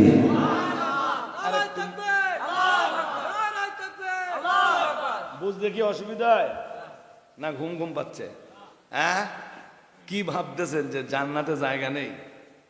হ্যাঁ, জান্নাত তো এখানেও না, এই মহাশূন্যে এখানে কোনো জান্নাত নেই। তাহলে জান্নাত কই? চলেন আর একটু উপরে দিকে ওঠা যাক। এই মহাশূন্য শেষ হলো, প্রথম আকাশে স্টার্ট হলো। এখান থেকে প্রথম আকাশ যত দূর, প্রথম আকাশটা ততটা মোটা। বোঝেননি? বুঝেছেন? এখান থেকে প্রথম আকাশ যত দূর, প্রথম আকাশ আবার অতটা কল্পনা করা যায়? প্রথম আকাশের দরজা আছে, কি আছে? বিজ্ঞানে সব সব খুঁজে পেয়ে গেছে, পায়নি, কথা হয় না। পাবে কেমনে? ওখানে তো পৌঁছতেই পারবে না। দরজা আছে কি নেই, বিজ্ঞান দুনিয়ায় যন্ত্রপাতি আবিষ্কার করেও দেখতে পাবে না। কিন্তু আমরা হাদিসে পড়েছি, মেরাজের রাত্রে রসুলুল্লাহকে নিয়ে যখন জিবরিল যাচ্ছেন, প্রথম আসমানে পৌঁছে গেছেন। হাদিসে আসছে বুখারীতে, ফাস্তাফতাহা, ফেরেশতা জিবরিল বললেন প্রথম আকাশের দরজায় যে প্রথম আসমানের সিকিউরিটি ফেরেশতাকে বললেন, দরজা খুলে দাও। প্রথম আকাশের সিকিউরিটি ফেরেশতা জিবরিলকে ডাক দিয়ে বললেন, মান আনতা, কে আপনি, কি আপনার পরিচয়? দরজা খুলবার জন্য বলছেন। ফেরেশতা জিবরিল দেরি না করে বললেন, আনা জিবরিলু, আমি অন্য কেউ নই, আমি আল্লাহর ফেরেশতা জিবরিল আমিন আলাইহিস সালাম। ও বাবাজিরা ভাইরা, প্রথম আকাশের সিকিউরিটি বলেছিলেন, কিলা মাম্মাক, আপনার সঙ্গে কে আছেন? ও বাবাজিরা ভাইরা, ফেরেশতা জিবরিল দেরি না করে বললেন, কিলা মুহাম্মাদুর রাসূলুল্লাহ মাই, মুহাম্মাদুর রাসূলুল্লাহ সাল্লাল্লাহু আলাইহি ওয়াসাল্লাম, আমার সঙ্গে যিনি আছেন তিনি অন্য আর কেউ নন, ইমামুল মুত্তাকিন, সাইয়্যিদুল মুরসালিন, রাহমাতুল লিল আলামিন, মুহাম্মাদুর রাসূলুল্লাহ সাল্লাল্লাহু আলাইহি ওয়াসাল্লাম। ও বাবাজিরা ভাইরা, হাদিস বিবরণ দিয়েছে, ফাফাতাল বাব, আল্লাহর প্রথম আসমানের সিকিউরিটি ফেরেশতা দরজাটা ওপেন করে দিলেন। রাহমাতুল লিল আলামিন জিবরিলের সঙ্গে প্রথম আকাশে কদম রাখলেন। আর একটু মন খুলে বলেন, বলুন আকাশের কি আছে? দরজা আছে। বিজ্ঞান খুঁজে পেয়েছে, সামনের দিন পাবে, পাবে। আমরা এটা বিজ্ঞান দিয়ে বিশ্বাস করি না কোরআন হাদিস দিয়ে বিশ্বাস করি? জোরে বলো। এইটাই আমাদের ঈমান, এইটাই আমাদের কি? হ্যাঁ, হাজিরিনে মজলিস। চলুন আর এক ধাপ আগাই। প্রথম আকাশ ঠিক অতটা মোটা, ওর পরে আবার এতটা মহাশূন্য। প্রথম আকাশ শেষ, প্রথম আকাশ আর দ্বিতীয় আকাশের মাঝখানে ঠিক ততটা মহাশূন্য। জমিন আর প্রথম আকাশের মাঝখানে যতটা মহাশূন্য। বুঝতে অসুবিধা হচ্ছে? হ্যাঁ। এরপর দ্বিতীয় আকাশ স্টার্ট। দ্বিতীয় আকাশের ওই রকম দরজা আছে, কি আছে? হ্যাঁ। এরপর দ্বিতীয় আকাশ স্টার্ট। দ্বিতীয় আকাশ আবার অতটা মোটা, এরপর আবার অতটা মহাশূন্য। তারপর তৃতীয় আকাশ, তৃতীয় আকাশ অতটা মোটা, তারপর আবার অতটা মহাশূন্য। তারপর চতুর্থ আকাশ, আবার অতটা মহাশূন্য। তারপরে পঞ্চম আকাশ, পঞ্চম আকাশ আবার অতটা মোটা, তারপর অতটা মহাশূন্য। তারপর 6 নম্বর আকাশ, 6 নম্বর আকাশ অতটা মোটা, তারপর আবার মহাশূন্য। এই মহাশূন্য পাড়ি দিয়ে তারপরে সপ্ত আকাশ, সপ্ত আকাশ আবার অতটা মোটা, সপ্ত আকাশ পেরিয়ে এরপর সিদরাতুল মুনতাহা। সিদরাতুল, এটা মনে রাখতে হবে আপনাদের। সিদরাতুল মানে কুল গাছ। সৃষ্টির জ্ঞান সীমার কি বর্ডার, শুনছেন নাকি? হ্যাঁ, বর্ডার বর্ডার বর্ডার। ওর পরে কি আছে? যেই রাত্রে জিবরাইল আমাদের নবীকে নিয়ে যাচ্ছিলেন না, আরে হ্যাঁ না বলে না, সিদরাতুল মুনতাহায় যে বললেন, হুজুর আমার পারমিশন শেষ, পারমিশন হুজুর আমি আর যেতে পারবো না, এই পর্যন্ত, এখান থেকে আপনাকে যেতে হবে। আর একটা বাহন আসবে, ওই বাহনে আপনার নিয়ে যাবে। এলো রফ রফ। কি হলো বলে ফেলুন, কি এলো? রফ রফ নামের আর এক বাহন এলো। ওই বাহনে রাসূলুল্লাহ চড়লেন। ওখান থেকে রাসূলুল্লাহ কি সবকিছু পানি দিয়ে আল্লাহর আরশে আজিমে পৌঁছে গেলেন। এই সিদরাতুল মুনতাহার পরে কি আছে জানেন? কথা বলে না। জানি আমরা? জানি না। জানেন না? মানুষ কেন বলতে পারবে না? যদি কোরআনে থাকে বলতে পারবে। বিজ্ঞান বিজ্ঞান কেমনে কবে? বিজ্ঞানের কবার মতো কোনো কায়দা নেই। কে বলতে পারবে? কোরআন। কে বলতে পারবে? হাদিস। চলুন দেখে নেওয়া যাক। ইনদা সিদরাতিল মুনতাহা ইনদাহা জান্নাতুল মাওয়া। ও বাবাজিরা ভাইরা, মহান আল্লাহ জানিয়েছেন ইনদা সিদরাতিল মুনতাহা। আমরা বললাম আল্লাহ, এই সিদরাতুল মুনতাহার পরে কি আছে আল্লাহ আপনি কি আমাদের জানাবেন? মহান আল্লাহ বললেন কেন নয়, ইনদাহা জান্নাতুল মাওয়া। মহান আল্লাহ জানিয়েছেন সিদরাতুল মুনতাহার পরেই জান্নাতুল মাওয়া। আটটা জান্নাত। কয় জান্নাত? সিদরাতুল মুনতাহার পর থেকে এবার জান্নাতুল মাওয়া শুরু। কি শুরু? জান্নাতুল। কয় জান্নাত?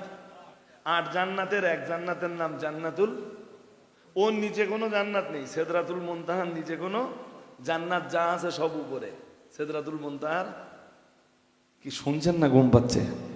জান্নাত যা আছে, আর অধিকাংশ মানুষ জানে না জান্নাত কই।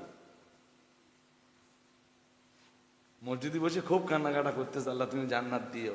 চাচা জান্নাত কই? তাহলে খোকা মূর্খ সুর্খ লোক আমরা বাবা, অত জিজ্ঞেস করলি বলতে পারি? অত কঠিন প্রশ্ন আঙ্গা করলি হয়? চাচা যেখানে যাবা সেইটা কই তুমি জানলে না? সকালবেলা আপনি গোছ গাছ করে দুটো খানা পিনা করে বাড়িতে বেরিয়েছেন, তা কই যাবেন সেটা ঠিক করতে হতো। আরে হ্যাঁ না কিছু বলে নাকি এলোমেলো চলবেন, যেদিকে মন চায় সেদিকে যাবেন, এরম ব্যাপার? তাহলে কই যাবেন আপনি সেটা ঠিক করতে হবে নি? হ্যাঁ, হাজরিনে মজলিস খুব মন দিয়ে শুনতে হবে। এরপর ঘুম পাচ্ছে না তো? পাচ্ছে না। এই জান্নাতের আবার 100 স্তর আছে। কয় স্তর? এইটা আমরা হাদিস থেকে জানতে পারছি। কি? আল্লাহ পাকের রাসূল জানিয়েছেন লিল জান্নাতি মিয়াতু দারাজাতিন। রাসূলুল্লাহ জানিয়েছেন জান্নাতের একটা নয়, দুইটা নয়, 100 স্তর আছে। বলুন তো কয় স্তর? ওই 100 স্তর সব সিদরাতুল মুনতাহার পরে। নবী আবার কি বলতে জানেন? বলতেছেন জানো, বাইনা কুল্লি দারাজাতাইন কামা বাইনাস সামাই ওয়াল আরদ। এই জমিন থেকে আসমান পর্যন্ত যতটা জায়গা, জান্নাতের এক স্তর থেকে আর একটা স্তরের দূরত্ব ঠিক ততটা। 2 স্তরের মাঝখানের জায়গা ঠিক ততটা করে। জান্নাতে জায়গা কই? কথা বলে না। জান্নাতে জায়গা কই? জায়গা পাও না। মানুষ সারা জীবন চেষ্টা করলেও মহাশূন্যে পাড়ি দিয়ে প্রথম আকাশে পৌঁছাতে হ্যাঁ পেরেছেন 3 জন। কয়জন? নবী ইদ্রিস, নবী ঈসা আর সাইয়্যিদুল মুরসালিন মুহাম্মদুর রাসূলুল্লাহ সাল্লাল্লাহু আলাইহি ওয়াসাল্লাম। আর একটু মন খুলে বলেন, আরো আওয়াজ দিয়ে বলেন। তো যাদের জন্য চেয়েছেন তারা পেরেছে। আন্দাজ করতে পারছেন এই মহাশূন্যটা কত বড়? আমি তো শুরুতে তার ধারণা দিয়েছিলাম, কনসেপশন হালকা হালকা দিয়েছিলাম, দিয়ে বলেছিলাম পৃথিবীর চাইতে 13 লক্ষ গুণ বড় সূর্যটাকে আল্লাহ মহাশূন্যে সেট আপ করে দিয়েছেন। মহাশূন্য কত বড়? লক্ষ লক্ষ তারকারাজি, এরা সূর্যের চাইতে আরো বড়। সেই তারকাগুলোরে আল্লাহ মহাশূন্যে সেট আপ করে দিয়েছেন। মহাশূন্যটা কত বড়? আর এই জমিন থেকে নিয়ে প্রথম আকাশ পর্যন্ত যতটা দূরত্ব, জান্নাতের 100 স্তর, এক স্তর থেকে আর এক স্তরের দূরত্ব ততটা। কি বলি? শুধু সুবহানাল্লাহ বলে, শুধু সুবহানাল্লাহ বলছি। হ্যাঁ, আর একবার সুবহানাল্লাহ বলেন। এবার একটু বলেন না আল্লাহু আকবার। আরো আওয়াজ দিয়ে বলেন আল্লাহু আকবার। আল্লাহ তোমার বড়ত্ব ঘোষণা করে আমরা তো শেষ করতে পারবো না। এইভাবে হ্যাঁ, প্রথম স্তর, দ্বিতীয় স্তর, তৃতীয় স্তর, চতুর্থ স্তর, পঞ্চম স্তর, দশম স্তর। আমরা এরপরে দশম স্তর। কার? আমার গরম হচ্ছে কার? মজলিসে? ভাই সাহেব কি গরম হচ্ছে? একটুখানি সহ্য করতে বলেন আর কি করা যাবে। যদি কোনো সিস্টেম থাকে। এই সামনের দিকে ফ্যান আছে, আমি তো প্রথমে বলেছিলাম যে আপনারা একটু এগিয়ে এগিয়ে আসেন, আর যদি কোনো ব্যবস্থা না হয় সামনের দিকে একটু এগিয়ে আসেন আপনারা প্লিজ। এ দেখেন এই ঠেলাঠেলি করতে করতে বলো সময় চলে যাবেন, বলো ওয়াজই হবে না বলো আজকে। হ্যাঁ,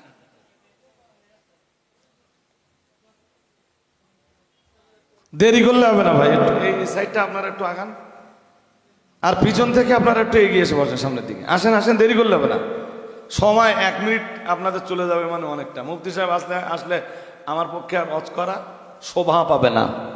হাজরিনে মজলিস, এইভাবে এই যে 10ম স্তর, 20তম স্তর, 30তম স্তর, 50তম স্তর, 80তম স্তর, 90তম স্তর, টোটাল স্তর কয়? তো ধরেন আমরা 90তম স্তর পর্যন্ত গেছি। 95তম স্তর, 96তম স্তর, 97তম স্তর, 98তম স্তর, 99তম স্তর। Excellent, excellent. নবীজি এবার বলতেছেন আলা হাল ফেরদাউস। ও সাহাবীরা, জানো জানো জান্নাতের শেষ স্তরটা কি? সাহাবীরা বললেন আমরা কেমনে জানবো হুজুর, আপনি বলে দেন। রাসূল বললেন শেষ স্তরটাই হলো জান্নাতুল ফেরদাউস। শুরু হচ্ছে কোন জায়গা দিয়ে? জান্নাতুল, কথা বলে না, জান্নাতুল। শেষ হচ্ছে কি দিয়ে? জান্নাতুল। এক্সিলেন্ট। জানো জান্নাতুল ফেরদাউসের উপরে কি আছে? সাহাবীরা বলেন আমরা কেমনে জানি হুজুর? আল্লাহ পাকের নবী জানিয়েছেন, ও আমার সাহাবীরা মনে রাখো, আমি মুহাম্মাদুর রাসূলুল্লাহ সাল্লাল্লাহু আলাইহি ওয়াসাল্লাম, আমি আল্লাহ পাকের নবী বলছি, জান্নাতুল ফেরদাউসের উপরে যেটা আছে সেটা হলো তোমার রবের আরশ। আল্লাহর আরশে আজিম কোথায়? কথা বলে না। জান্নাতুল ফেরদাউসের উপরে, জান্নাতুল ফেরদাউসের। এই জন্য নবী এক হাদিসে বলেছেন ইদা সাআলতুমুল্লাহাল জান্নাতা, ও সাহাবীরা যখন আল্লাহর কাছে জান্নাত চাইবা, কি চাইবা? আরে জান্নাত চাইতে হবে না? হবে না? হবে নি? মুসল্লিদের অত সময় নেই, জুমার নামাজ পড়ে কোনো দোয়া জানে না, হুড়ে বেরিয়ে যাচ্ছে। এত সময় আছে না কিছু চাইবে আল্লাহর কাছে? ও যা পেয়ে গেছে তাই লাগে না ওর? কি রাগ করতেছেন নাকি? ও যা পেয়ে গেছে লাগে লাগে? ওর মস্তানি দেখে কে? ও দুনিয়ায় লাখপতি না, ও দুনিয়ায় কোটিপতি হয়ে গেছে। হ্যাঁ, ওর প্রভাব আছে, প্রতিবর্তী আছে, লোকবল আছে, বাহুবল আছে, জনবল আছে, ক্ষমতা আছে, সব আছে। ও আবার এখন আল্লাহর কাছে কি চাইবে? কিন্তু আল্লাহ কি বলতেছেন? আল্লাহ বলতেছেন আনতুমুল ফুকারা, আনতুমুল। হ্যাঁ, দুনিয়ায় তুই কোটিপতি আছিস, হ্যাঁ, প্রচুর সময় সম্পদের মালিকানা আছে, তোর বিরাট বড় বিল্ডিং আছে, গগনভেদী আকাশচুম্বী অট্টালিকা আছে, তোর লোকবল আছে, বাহুবল আছে, জনবল আছে, ক্ষমতা আছে, পাওয়ার আছে, সব আছে। এরপরেও তুই জেনে রাখিস বান্দা, তোর মতন বান্দা আমি আল্লাহ আমার দরবারের ভিখারি। কার দরবারের ভিখারি? আর আমি কে শুনে নে, আল্লাহুস সামাদ। আমি কে? কথা বলেন। আল্লাহ নিজের পরিচয় কিভাবে দিচ্ছেন? আল্লাহ বলতেছেন আমি কে শুনে নে। সবাই তোরা আমার দরবারের মুহতাজ, সবাই তোরা আমার দরবারের ভিখারি, আর আমি একমাত্র গানি। আমার পরিচয় আল্লাহুস সামাদ।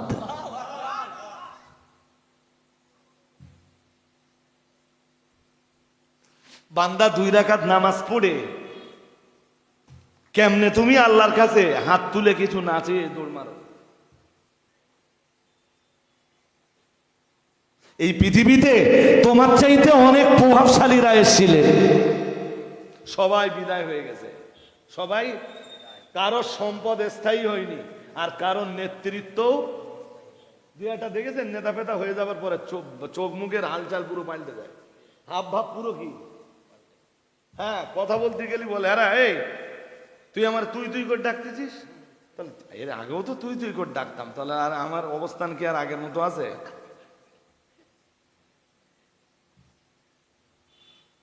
তাহলে আমি আর নেতা হয়ে গেছি, তুই ভেবে চিন্তে কথা বলবি, আগের মতো আর তুই তাকারি করিস না, এখন আপনি বলে কথা বলবি। জানিস এখন আমার স্তর কি, আমার নিচে কত লোক আছে জানিস? আমাদের নবী বলতেন, রাসূলুল্লাহ নিজের গৌরবের কথা একটা একটা করে তুলে ধরেছেন আর বলেছেন ওয়ালা ফাখরা, এতে আমার কোনো অহংকার নেই। আর একটু মন খুলে বলেন, কিসের অহংকার করো? টাকার। তোমার গরমটা কিসের? নেতৃত্বের। হাসরের মাঠে দাঁড়িয়ে তোমার বলা লাগবে হালাকা আন্নি সুলতানিয়া, আজ আমার নেতৃত্বও শেষ হয়ে গেল। আমি সেই সব আলোচনা তো এখন আজকে আর করতে পারছি না ভাই সাহেব, করলে আলোচনার শুধু লম্বাই হতে থাকবে। আমি যদি কোরআন দিয়েই শুধু আলোচনা করি। আল্লাহ পাকের নবী বললেন, ও আমার সাহাবীরা মনে রাখো, প্রথম থেকে নিয়ে এইভাবে 99টা স্তর পেরিয়ে যাবার পরে জান্নাতের যে স্তরটা আসে, রাসূলুল্লাহ জানিয়েছেন আলা আল ফেরদাউস। নবী আমার জানিয়েছেন জান্নাতের ওই স্তরটার নাম জান্নাতুল ফেরদাউস।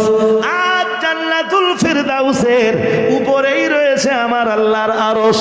ও বাবাজিরা ভাইরা, এজন্য মুহাম্মাদুর রাসূলুল্লাহ সাল্লাল্লাহু আলাইহি ওয়াসাল্লাম নবী আমার বিশ্বের দরবারে দাঁড়িয়ে বলেছেন, ও আমার সাহাবীরা, ইদা সাআলতুমুল্লাহাল জান্নাতা, যখন তোমরা আল্লাহর কাছে জান্নাত চাইবে, ফাসালুহুল ফেরদাউস, আল্লাহর কাছে জান্নাত চাইলে জান্নাতুল ফেরদাউস চাইতে থাকো।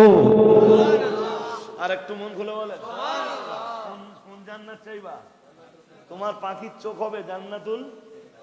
কেন কেন বলবেন না, আমি উত্তর তো দিয়েই ফেলেছি। কেন?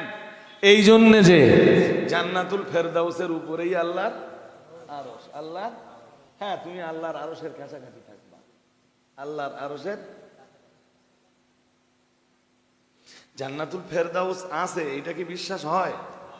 হ্যাঁ না কিছু বলেন, হ্যাঁ না একটু একটু একটু ঘাটতি আছে বিশ্বাসে, নেই তো নেই। ইন্নাল্লাযীনা আমানু ওয়া আমিলুস সালিহাতি কানাত লাহুম জান্নাতুল ফিরদাউসি নুজুলা খালিদিনা ফিহা লা ইয়াবগুনা আনহা হিওয়ালা। মহান আল্লাহ জানিয়েছেন, ইন্নাল্লাযীনা আমানু, নিশ্চয়ই যারা ঈমান এনেছেন, ওয়া আমিলুস সালিহাতি, আর যারা নেক আমল করেছেন, মহান আল্লাহ জানিয়েছেন কানাত লাহুম জান্নাতুল ফিরদাউস। মহান আল্লাহ জানিয়েছেন যারা নেক আমল করেছেন এবং যারা ঈমান এনেছেন, নেক আমল যারা করেছেন, তাদের জন্য রয়েছে জান্নাতুল ফিরদাউস।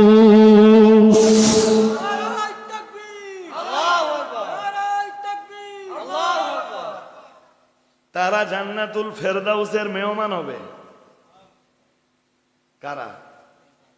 আরে কথা বলো না কেন? কারা? যারা নেক আমল করেছে আর ঈমান এনেছে। ঈমান ছাড়া তো কিছুই হবে না। ঈমান ছাড়া না, ঈমান ছাড়া আমল মূল্যহীন। আমি গত কয়েকদিন আগে শাকচুড়া বাজারের উপরে একটা জলসা হয়, ওই জলসাতে ওদের বলেছি যে ভাই সাহেব, ঈমান ছাড়া আমলের কোনো দাম। আবু জাহেলও আল্লাহকে আল্লাহ বলে ডাকতো। বদরের যুদ্ধের ময়দানেও আল্লাহকে দেখে বলেছিল, আল্লাহ তুমি মুহাম্মদ সাল্লাল্লাহু আলাইহি সাল্লাম আর আমার মাঝখানে আল্লাহ ফয়সালাটা করে দাও, যে দল হক তুমি রায়টা সেই দলের পক্ষে দাও। কে বলতেছিল? কথা বলে না। কি বলতেছিল? বলতেছিল আল্লাহ যেই দল হক, তুমি তোমার রায়টা কে দোয়া করতেছে? কার কাছে করতেছে? হ্যাঁ, আল্লাহকে ডেকে বলতেছে। আল্লাহ শব্দ উচ্চারণ করেই বলেছিল। আল্লাহরে ডাকতো, আবু জাহেলও দিত, বাট আবু জাহেলের ভিতরে ঈমান। জোরে বলে না। আবু জাহেল কাবা তোয়াফ করতো। কাবা তোয়াফ করলে সওয়াব হয় না গুনাহ হয়? সওয়াব হয়নি? আবু লাহাবের মতো শয়তান, আবু জাহেলের মতো গ্রেট শয়তানে ও কাবা তোয়াফ করতো। এরাও আরাফাতের ময়দানে দাঁড়াতো, কি করতো? এরাও সাফা মারোয়া সাই করতো। এরা শয়তান ছিল না, ছিল না? হ্যাঁ, এই ভালো কাজগুলো করতো, বাট এর বিনিময়ে এরা কোনো সওয়াব পেত না। কেন পেত না? ঈমান নেই। কি নেই? ভালো কাজের বিনিময়ে সওয়াব পাওয়া যায় কিসের মাধ্যমে? ঈমানের মাধ্যমে। কিসের মাধ্যমে? জোরে বলেন। হ্যাঁ, দেখবেন আমার দেশের বেধর্মী ভাইয়েরাও, অন্য ধর্ম অবলম্বী ভাইয়েরাও দান ধ্যান করে, করে না? করে না? জোরে বলেন। দান করলে সওয়াব হয় না গুনাহ হয়? হ্যাঁ, সওয়াব হয়। ওরা পাবে না কিছু? কেন পাবে না? ঈমান। এই তো ভালোই বুঝতে পারতেছেন, ঈমান নেই নেই নেই নেই। তাই ক্যা হোগা ভাই? তাহলে ওদের দান কি পুরো বেকার হবে? বিনিময়ে কি কিছুই পাবে না? এইটা জানার জন্য মুসলিমের হাদিস খুঁজলে পাওয়া যাবে। সাহাবারা নবীরে জিগিয়েছিলেন, প্রশ্ন করেছিলেন, হুজুর ওরা কি কিছুই পাবে না? নবীজি বললেন পাবে।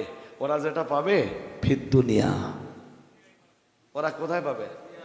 দুনিয়ায় পেয়ে যাবে। হ্যাঁ, দুনিয়ায়। ওরা ওদের ভালো কাজের ফল দুনিয়ায় সব। আরে ধরেন আপনি অসুস্থ, আপনি খুব অসুস্থ, হসপিটালে ভর্তি। তা কেউ এসে, তার ধরুন ঈমান নেই, কেউ এসে আপনার 5,000 টাকা দেবে, ও সে আপনার উপকার করলো না করেনি? তাহলে এটা ভালো কাজ তো। হ্যাঁ, তো নবীজি বললেন ওর ওই ভালো কাজের বিনিময়টা ও দুনিয়াতেই পাবে, আখেরাতে কিচ্ছু পাবে না।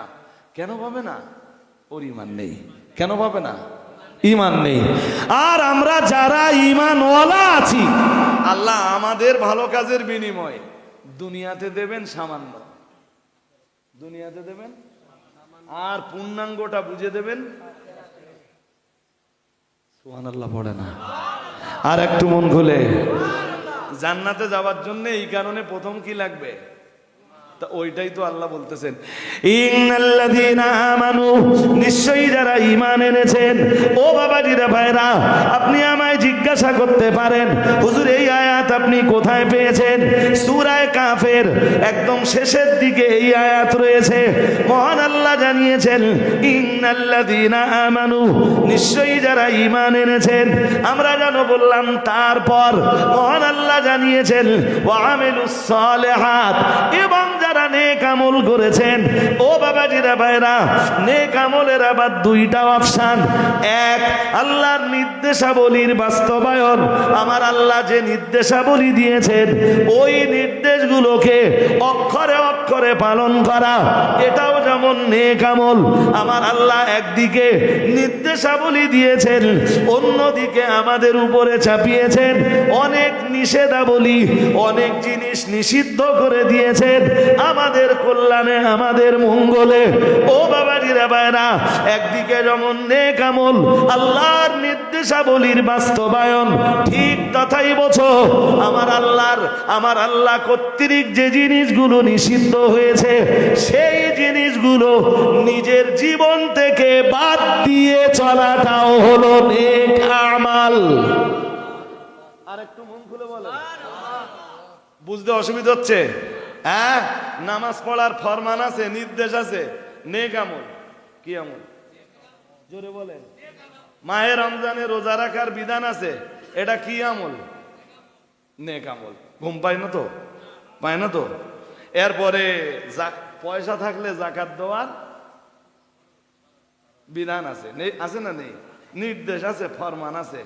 কেউ যাকাত দিলে এটা তার জন্য নেক আমল। কেউ হজ করতে গেল, এটা তার জন্য কি আমল? হ্যাঁ, ওই যে ঈমান না থাকলে বলো কোনোটার দাম নেই, কোনোটা দাম নেই। বাবা মায়ের সেবা করতে আল্লাহ নির্দেশ দিয়েছেন, অবিল ওয়ালিদাইনি ইহসানা বলতেছেন না আল্লাহ? এটাও কি নেক আমল। আপনার আত্মীয় স্বজন যারা আছে, বোনেরা আছে, শালাবাবুরা আছে, দুলাভাইরা আছে, এরা যারা বাড়িতে আসে আপনি তাদের প্রতি ভালো ব্যবহার করেন, এটাও কোরআনের নির্দেশ, এটাও নেক আমল। কি আমল? এই যে প্রতিবেশীদের প্রতি আপনি খুব ভালো ব্যবহার করেন, আপনি প্রতিবেশীদের প্রতি মেজাজ শান্ত রাখেন, কেউ কিছু বললে হট করে আপনি রেগে যান না, এটা তো ভালো না খারাপ? কথা বলে না। দুই একটা আছে দেখেছেন প্রতিবেশীদের সাথে কোনো সম্পর্ক হ্যাঁ, আরো দুই একজন আছে তারা ভাবে যে পুরো গ্রামের লোক আমি এক ঘরে করছি। বুঝতে পারেননি? সারা গ্রামের কোন লোকের সাথে সম্পর্ক নেই। জিজ্ঞেস করলে বলে সারা গ্রামের লোক এক ঘরে করতেছে। কথা বুঝতে পারেননি? হ্যাঁ, এই যে আজকে যারা এই মজলিসে বসেছেন, জান্নাতে যাওয়ার জন্য 5টা কাজ লাগবে। কয় কাজ? 5টা। কি কি জানেন? দেখি আপনাদের আগে কি আইডিয়া আছে একটু দেখে নিই, ওজনটাকে বুঝে নিই। কয় কাজ? বিভিন্ন আয়াতে বিভিন্ন আলোচনা আছে। আজ আমি 5টা আঙ্গুলের কথা বলে যাব। প্রথম আঙ্গুল, আমার দিকে তাকান, কালেমা। লা ইলাহা ইল্লাল্লাহ মুহাম্মাদুর রাসূলুল্লাহ। প্রথম আঙ্গুল বলে ফেলতে হবে জোরে, কালেমা। দ্বিতীয় আঙ্গুল ইবাদত। ঈমান তো হয়ে গেল, ঈমানটাই তো কালেমা। ঈমানটাই কি? হ্যাঁ, কালেমার ভিতরে তো ঈমান। বোঝেননি কথা? ঈমান কিসের ভিতরে আছে? কালেমার ভিতরে। যদিও কালেমার ভিতরে 2 জিনিস আছে, আল ঈমানু বিল্লাহ ওয়াল ঈমানু বিন নবী আই বির রাসূল সাল্লাল্লাহু আলাইহি ওয়াসাল্লাম। কালেমার ভিতরে 2 জিনিস আছে না? 1 তৌহিদের বিশ্বাস, 2 মহানবী সাল্লাল্লাহু আলাইহি ওয়াসাল্লামের রিসালাতের প্রতি বিশ্বাস। এছাড়া ঈমানের আরো 4টে আরকান আছে। আমি একটা বলছিলাম আখিরাত বিশ্বাস, মনে আছে? হ্যাঁ না বলে না? এরপরে ফেরেশতা বিশ্বাস আছে, কিতাব বিশ্বাস আছে, নবী রাসূল বিশ্বাস আছে, আর ওই সঙ্গে তকদির বিশ্বাস আছে। এই 6টা আরকান ঈমানের। আল্লাহ বিশ্বাস, আমানতু বিল্লাহি ওয়া মালাইকাতিহি, ফেরেশতা বিশ্বাস, ও কুতুবি, কিতাব বিশ্বাস, ও রসুলি, রসুল বিশ্বাস, ওয়াল ইয়াউমিল আখির, পরকাল বিশ্বাস, ও তুমিনা বিল কদরি খাইরিহি ওয়া শাররিহি, তকদিরে ভালো মন্দ যা হয় সব আল্লাহর পক্ষ থেকেই হয়। 6 নম্বরে এই বিশ্বাস। এই 6টা আরকান। আপনি বলতে পারেন আল বাসে বাদাল মউত, ওটা আখিরাতের ভিতরে ঢুকে গেছে। আখিরাতের ভিতরে ঢুকে গেছে না? আরে মউতের পরে কবর থেকে উঠতে হবে হাসরে, ওটা ইহকালে না পরকালে? তো ওই জন্য পরকালের ভিতরে ওটা ঢুকে গেছে। আসলে ঈমানের কয় আরকান? 6 আরকান। কলেমার মধ্যে আছে কয়? 2টো। বাকি 4টে গেল কই? বোঝেনি আমার কথা? আরে ঈমানের জন্য লাগবে কয় আরকান? 6 আরকান। কালেমার ভিতরে আছে কয় আরকান? 2 আরকান। পড়ে দেখেন, লা ইলাহা ইল্লাল্লাহ মুহাম্মাদুর রাসূলুল্লাহ।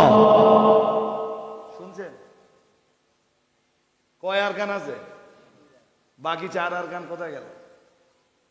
এই প্রশ্নটা শ্রোতাদের কাছে আজকে থাক, একদিন এসে এটা মোটামুটি সুন্দর করে বুঝিয়ে দেবো। আর আপনারা চেষ্টা করেন যে এটা উদ্ধার করবেন, যে কালেমার ভিতরে আছে 2টা, লাগবে 6টা, বাকি 4টা গেল কই? কোথায় গেল? বুঝেননি? যদি হ্যাঁ, আজকে হবে না। আজকে যেই আলোচনা করছি এই আলোচনার শেষ করতে হবে। বলেন কি আলোচনা করছিল?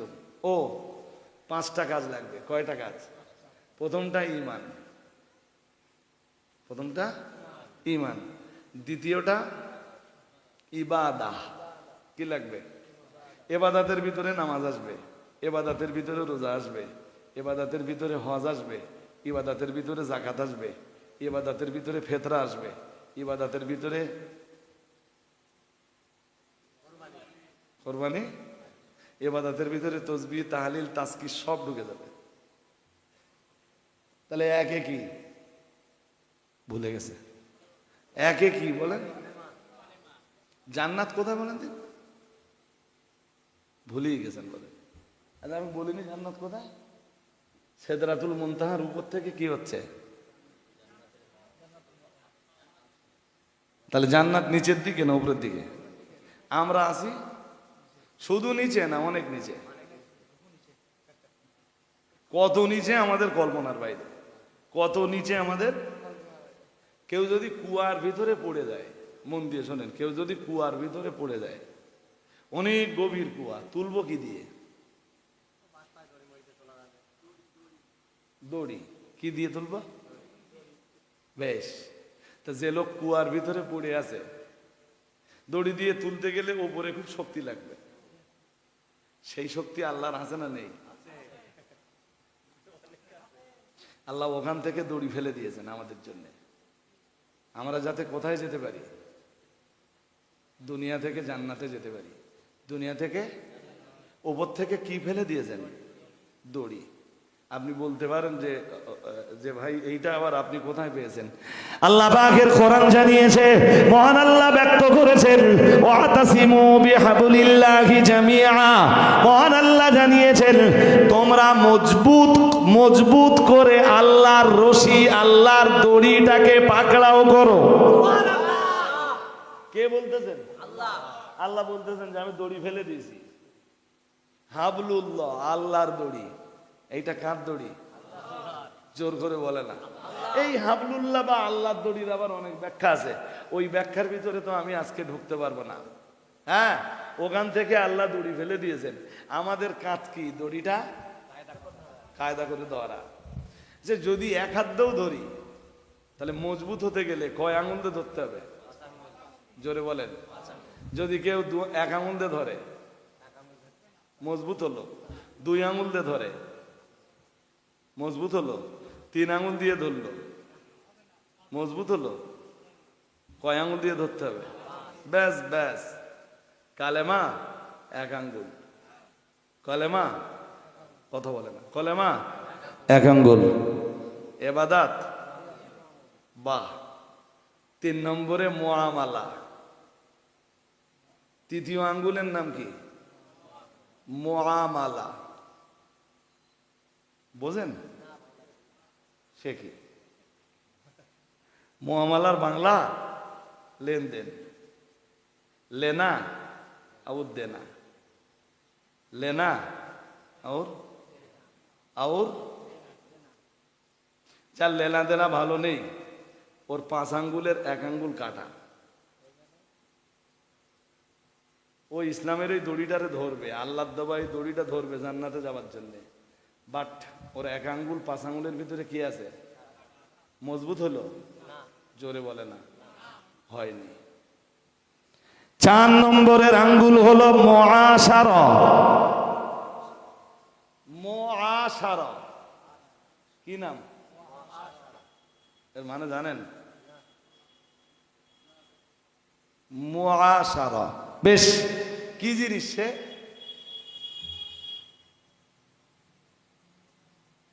ভালো আচরণ, ভালো, সবার সাথে ভালো ব্যবহার করতে হবে। সবার সাথে, হ্যাঁ, বাড়ির স্ত্রীর সাথে ভালো ব্যবহার করতে হবে। দুই একজন আছে না, দুই একজন আছে দেখবেন, কিছু হলেই বউটার মারে। এইটা ভালো ব্যবহার? ওর মুআশারা ভালো হলো, কথা বলে না। এত স্লো বলতেছেন কেন? যদি আমার ভুল হয় বলে দেবেন। দুবেলা বউটার ধরে পিটতেছে, ওর মুআশারা ভালো? ভালো না, ভালো না। বাড়ির বাচ্চাগুলোর সাথে ভালো ব্যবহার করেন, বাড়ি আত্মীয় এলে তাদের সাথে ভালো ব্যবহার করে না।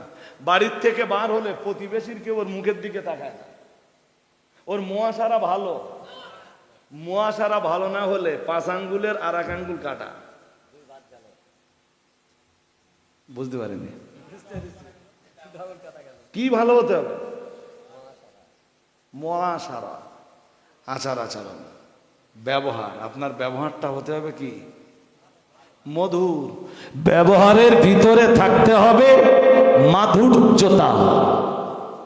হ্যাঁ, এমন ভাব লেয়, মাইন্ডে নিচ্ছেন আমার কথা নাকি? এমন এমন ভাব নেয়, দেখলি মনে হয় যে যা ভয় লাগতেছে বাবা, কথা বলবো কি করে, এইরাম মেজাজে আছে। ওরে সাংঘাতিক। বাড়ির বউদাই বলে বলে সে লোকের মেজাজ জানো, ওরে সাংঘাতিক। যেখানে আপনাদের এই যে মন বাইরে দিলে তো হবে না ভাই সাহেব, যেখানে আপনাদের রসুল বলেছেন ওয়াত্তাবাসসুমু সাদাকাতুন, সুবহানাল্লাহ। আর একটু মন খুলে বলেন, নবীজি বলতেছেন যে মৃদু হাসি, যেটাকে আরবিতে বলে তাবাসসুম, হালকা হাসি। কি হাসি? হ্যাঁ, যেই হাসিতে দাঁত বার হয় না, ওই হাসিটা, ওটাও আল্লাহ হাসি দাঁতার জন্যে সাদকা হিসাবে কবুল করে নেয়। আর একটু মন খুলে বলেন, কি হিসাবে কবুল করে নেয়? হ্যাঁ, আপনার ব্যবহার সবসময় কি হতে হবে? ভালো হতে হবে। প্রথম আপনার ব্যবহার ভালো হতে হবে, সর্বস্তরে ভালো হতে হবে। প্রথম আপনার পরিবারের কাছে, আপনার মায়ের কাছে আপনার ব্যবহার ভালো হবে, আপনার বাবার কাছে আপনার ব্যবহার ভালো হবে। বাবা মায়ের প্রতি আপনি বাবা মায়ের কাছে মাতৃপিতৃ সুলভ আচরণ করবেন। আপনি সন্তান হিসাবে সন্তানের মতো আচরণ করবেন। শুনছেন নাকি? হ্যাঁ, স্ত্রীর কাছে আপনি স্বামী সুলভ আচরণ করবেন। সন্তানদের কাছে আপনি বাবা সুলভ আচরণ করবেন। বুঝতেছেন না? দুই একটা বাবা দেখেছেন ছেলেপিলের কি ধরনের মাছ দেখছে, হ্যাঁ, মাতৃ মাতৃ প্রায় আধমরা করে ফেলে গেছে, প্রায় আধমরা করে ফেলেছে। হ্যাঁ, ও অন্যায় করেছে যে তুমি যা মারতো, আমি নিজের চোখে দেখেছি। ছোটবেলায় যেসব বাবারা ছেলেদেরকে ব্যাপক মার মেরেছে, এখন তারা মার খাচ্ছে। ভুল ভুল হয়ে যাচ্ছে আমার নাকি? হ্যাঁ, মারলি বাচ্চা কাচ্চা ভালো হয়ে যায়, কথা বলে না। হ্যাঁ, শালা ভেতরে রাগ পুষে রেখেছে। ও ভাবতেছে যে একটু বড় হই, তোমার চেয়ে শুধু শক্তিটা একটু বাড়ো, তারপর দেখতেছি আমি কি করতে পারি। সুতরাং এই যে আমাদেরকে তাকান, একে কি ভুলে গেছেন? একে কি, দুইয়ে কি, তিনে কি? মুআমালা। তিনে কি বলেন? মুআমালা। মুআমালার অর্থ মোটামুটি বুঝে গেছেন তো, না বোঝেননি? হ্যাঁ, মহানবী সাল্লাল্লাহু আলাইহি ওয়াসাল্লামের জামানায় একটা লাশ এলো, সাহাবারা খুব ভালো বলছিলেন। শুনছেন নাকি? হুজুর এসে গেছে। এই যে ভাই সাহেব, আমি বলতেছি তা বিশ্বাস হচ্ছে না, পেছনে আবার তাকিয়ে দেখতেছে, দেখি যে রাজওয়ালি সাহেব ঠিক বলতেছে কিনা। আমার বিশ্বাস যে হুজুর এসে গেছে, আমি যতটুকু দেখলাম। তো আমি এইটুখানি হয়ে গেছে তো, আমার হয়ে যায়নি না, বাকি আছে? হয়ে গেছে না? একটা লাশ এলো রসুলের কাছে। হ্যাঁ, সাহাবারা ফাসনাও আলাইহা খায়রান, সাহাবারা লোকটাকে ভালো বলছিলেন। কি বলছিলেন? কি বলছিলেন? সবাই সবাই বলছিলেন লোকটা খুব ভালো। তো রসুলুল্লাহ শুনে বললেন ওয়াজাবাত, নির্ধারণ হয়ে গেছে, নির্ধারণ। কিছুক্ষণ পর আবার একটা লাশ এলো, ফাসনাও আলাইহা শাররান, লোকেরা তাকে খারাপ বলছিল, লোকেরা তাকে খারাপ বলছিল। তো রসুল করিম সাল্লাল্লাহু আলাইহি সাল্লাম আবার বললেন ওয়াজাবাত, নির্ধারণ হয়ে গেছে। আমি হাদিস শোনাচ্ছি, গল্প না। রিমাইন্ডার মুফতি সাহেবের কাছ থেকে নিতে পারেন, সমস্যা নেই আমার। তো রসুলুল্লাহ শুনলেন, শুনে বললেন ওয়াজাবাত, নির্ধারণ হয়ে গেছে। পরে সাহাবারা জিজ্ঞেস করলেন, বললেন হুজুর প্রথমে একটা লাশ এলো, আমরা তার ভালো বললুম, আপনি বললেন ওয়াজাবাত। পরে আবার একটা লাশ এলো, আমরা তারা খারাপ বললুম, আপনি একই কথা বললেন ওয়াজাবাত। কিছু বুঝলুম না। আল্লাহ পাক নবী বললেন, প্রথম যে লাশটা এলো, তোমরা তার গুণগান গাইলে, তোমরা তার স্তুতি বর্ণনা করলে, তোমরা তার প্রশংসা করলে, আমি মুহাম্মাদুর রাসূলুল্লাহ সাল্লাল্লাহু আলাইহি ওয়াসাল্লাম তোমাদের কথা বিশ্বাস রেখে বলে ফেললাম, ওয়াজাবাত, নির্ধারণ হয়ে গেছে, এই ওয়াজাবাত লাহুল জান্নাহ, আমার আল্লাহ তার জন্য জান্নাত নির্ধারণ করে দিয়েছেন। কি নির্ধারণ করে দিয়েছেন? পরে আবার একটা লাশ এলো, তোমরা তার নিন্দা করছিলে, তোমরা তার মন্দ দিকগুলো তুলে ধরছিলে। কিছু মানুষ আছে না, মরে গেলে লোকে খারাপ বলে, বলে সারা মরেছে, দেশ ঠান্ডা হয়েছে। আরে হ্যাঁ না বলবেন তো? হ্যাঁ, যাদের জন্য রাত্রিবেলা মা বোনরা সত্যিতে ঘুমাতে পারে না, যারা মায়ের কোলের সন্তান কেড়ে নেয়, এরা মরে গেলে লোকে কি বলে? দেশটা ঠান্ডা হলো, দেশটা ঠান্ডা হলো। তো রসুলের কাছে লাশ আনা হলো, আর আল্লাহর হাবিবের সাহাবীরা ওরকমটা বলছিলেন, খারাপ বলছিলেন। নবীজি বললেন, তোমরা যখন খারাপ বলছিলে, আমি তখন বললাম ওয়াজাবাত, নির্ধারণ হয়ে গেছে, এই ওয়াজাবাত লাহুন নার, জাহান্নাম নির্ধারণ হয়ে গেছে। বলেন তিনে যদি 5 আঙ্গুল, কয় আঙ্গুল বলেন তো? মনে আছে? 1-এ কালেমা, 2-এ ইবাদত, 3-এ মুআমালা, 4-এ মুআশারা, 4-এ 5 নম্বরে আখলাক। 5 নম্বরে কি? আখলাক। আখলাক মানে চরিত্র। আখলাক মানে, আরে ভাই সাহেব, চরিত্র ভালো আর চরিত্র খারাপ, এটা কি বোঝেন আপনারা? অধিকাংশ লোক চরিত্র ভালো আর চরিত্র খারাপ এটা বোঝেই না। চরিত্র ভালো হতে গেলে যা যা লাগবে, তার 1 নম্বরে লাগবে সিদ্ক, বোঝেন? 1 নম্বরে লাগবে, তার ভিতরে থাকা লাগবে সত্য কথা বলার অভ্যাস। কি লাগবে? জোরে বলেন, কি লাগবে? সত্য কথা বলার অভ্যাস। মুফতি সাহেব অনেক কষ্ট করে এসে পড়েছেন, আর ওই 5 আঙুল দিয়ে আমাদের কি করতে হবে? আরে বাবা কথা বলে শোনেন না, কয় আঙুল দিয়ে ধরতে হবে? কি ধরতে হবে? আঙুল যদি কেটে যায়, দড়ি ধরা খুব একটা মজবুত, উপরের দিকে ওঠা, আর আমাদের তো উঠতে হবে একদম উপরে। মনে আছে? মনে আছে? মনে আছে, আলহামদুলিল্লাহ। অনেক আলোচনা হয়েছে। নারায়ে তাকবীর, নারায়ে তাকবীর। অল ইন্ডিয়া সুন্নাত ওয়াল জামাত, মুফতি সাহেব হুজুর কিবলা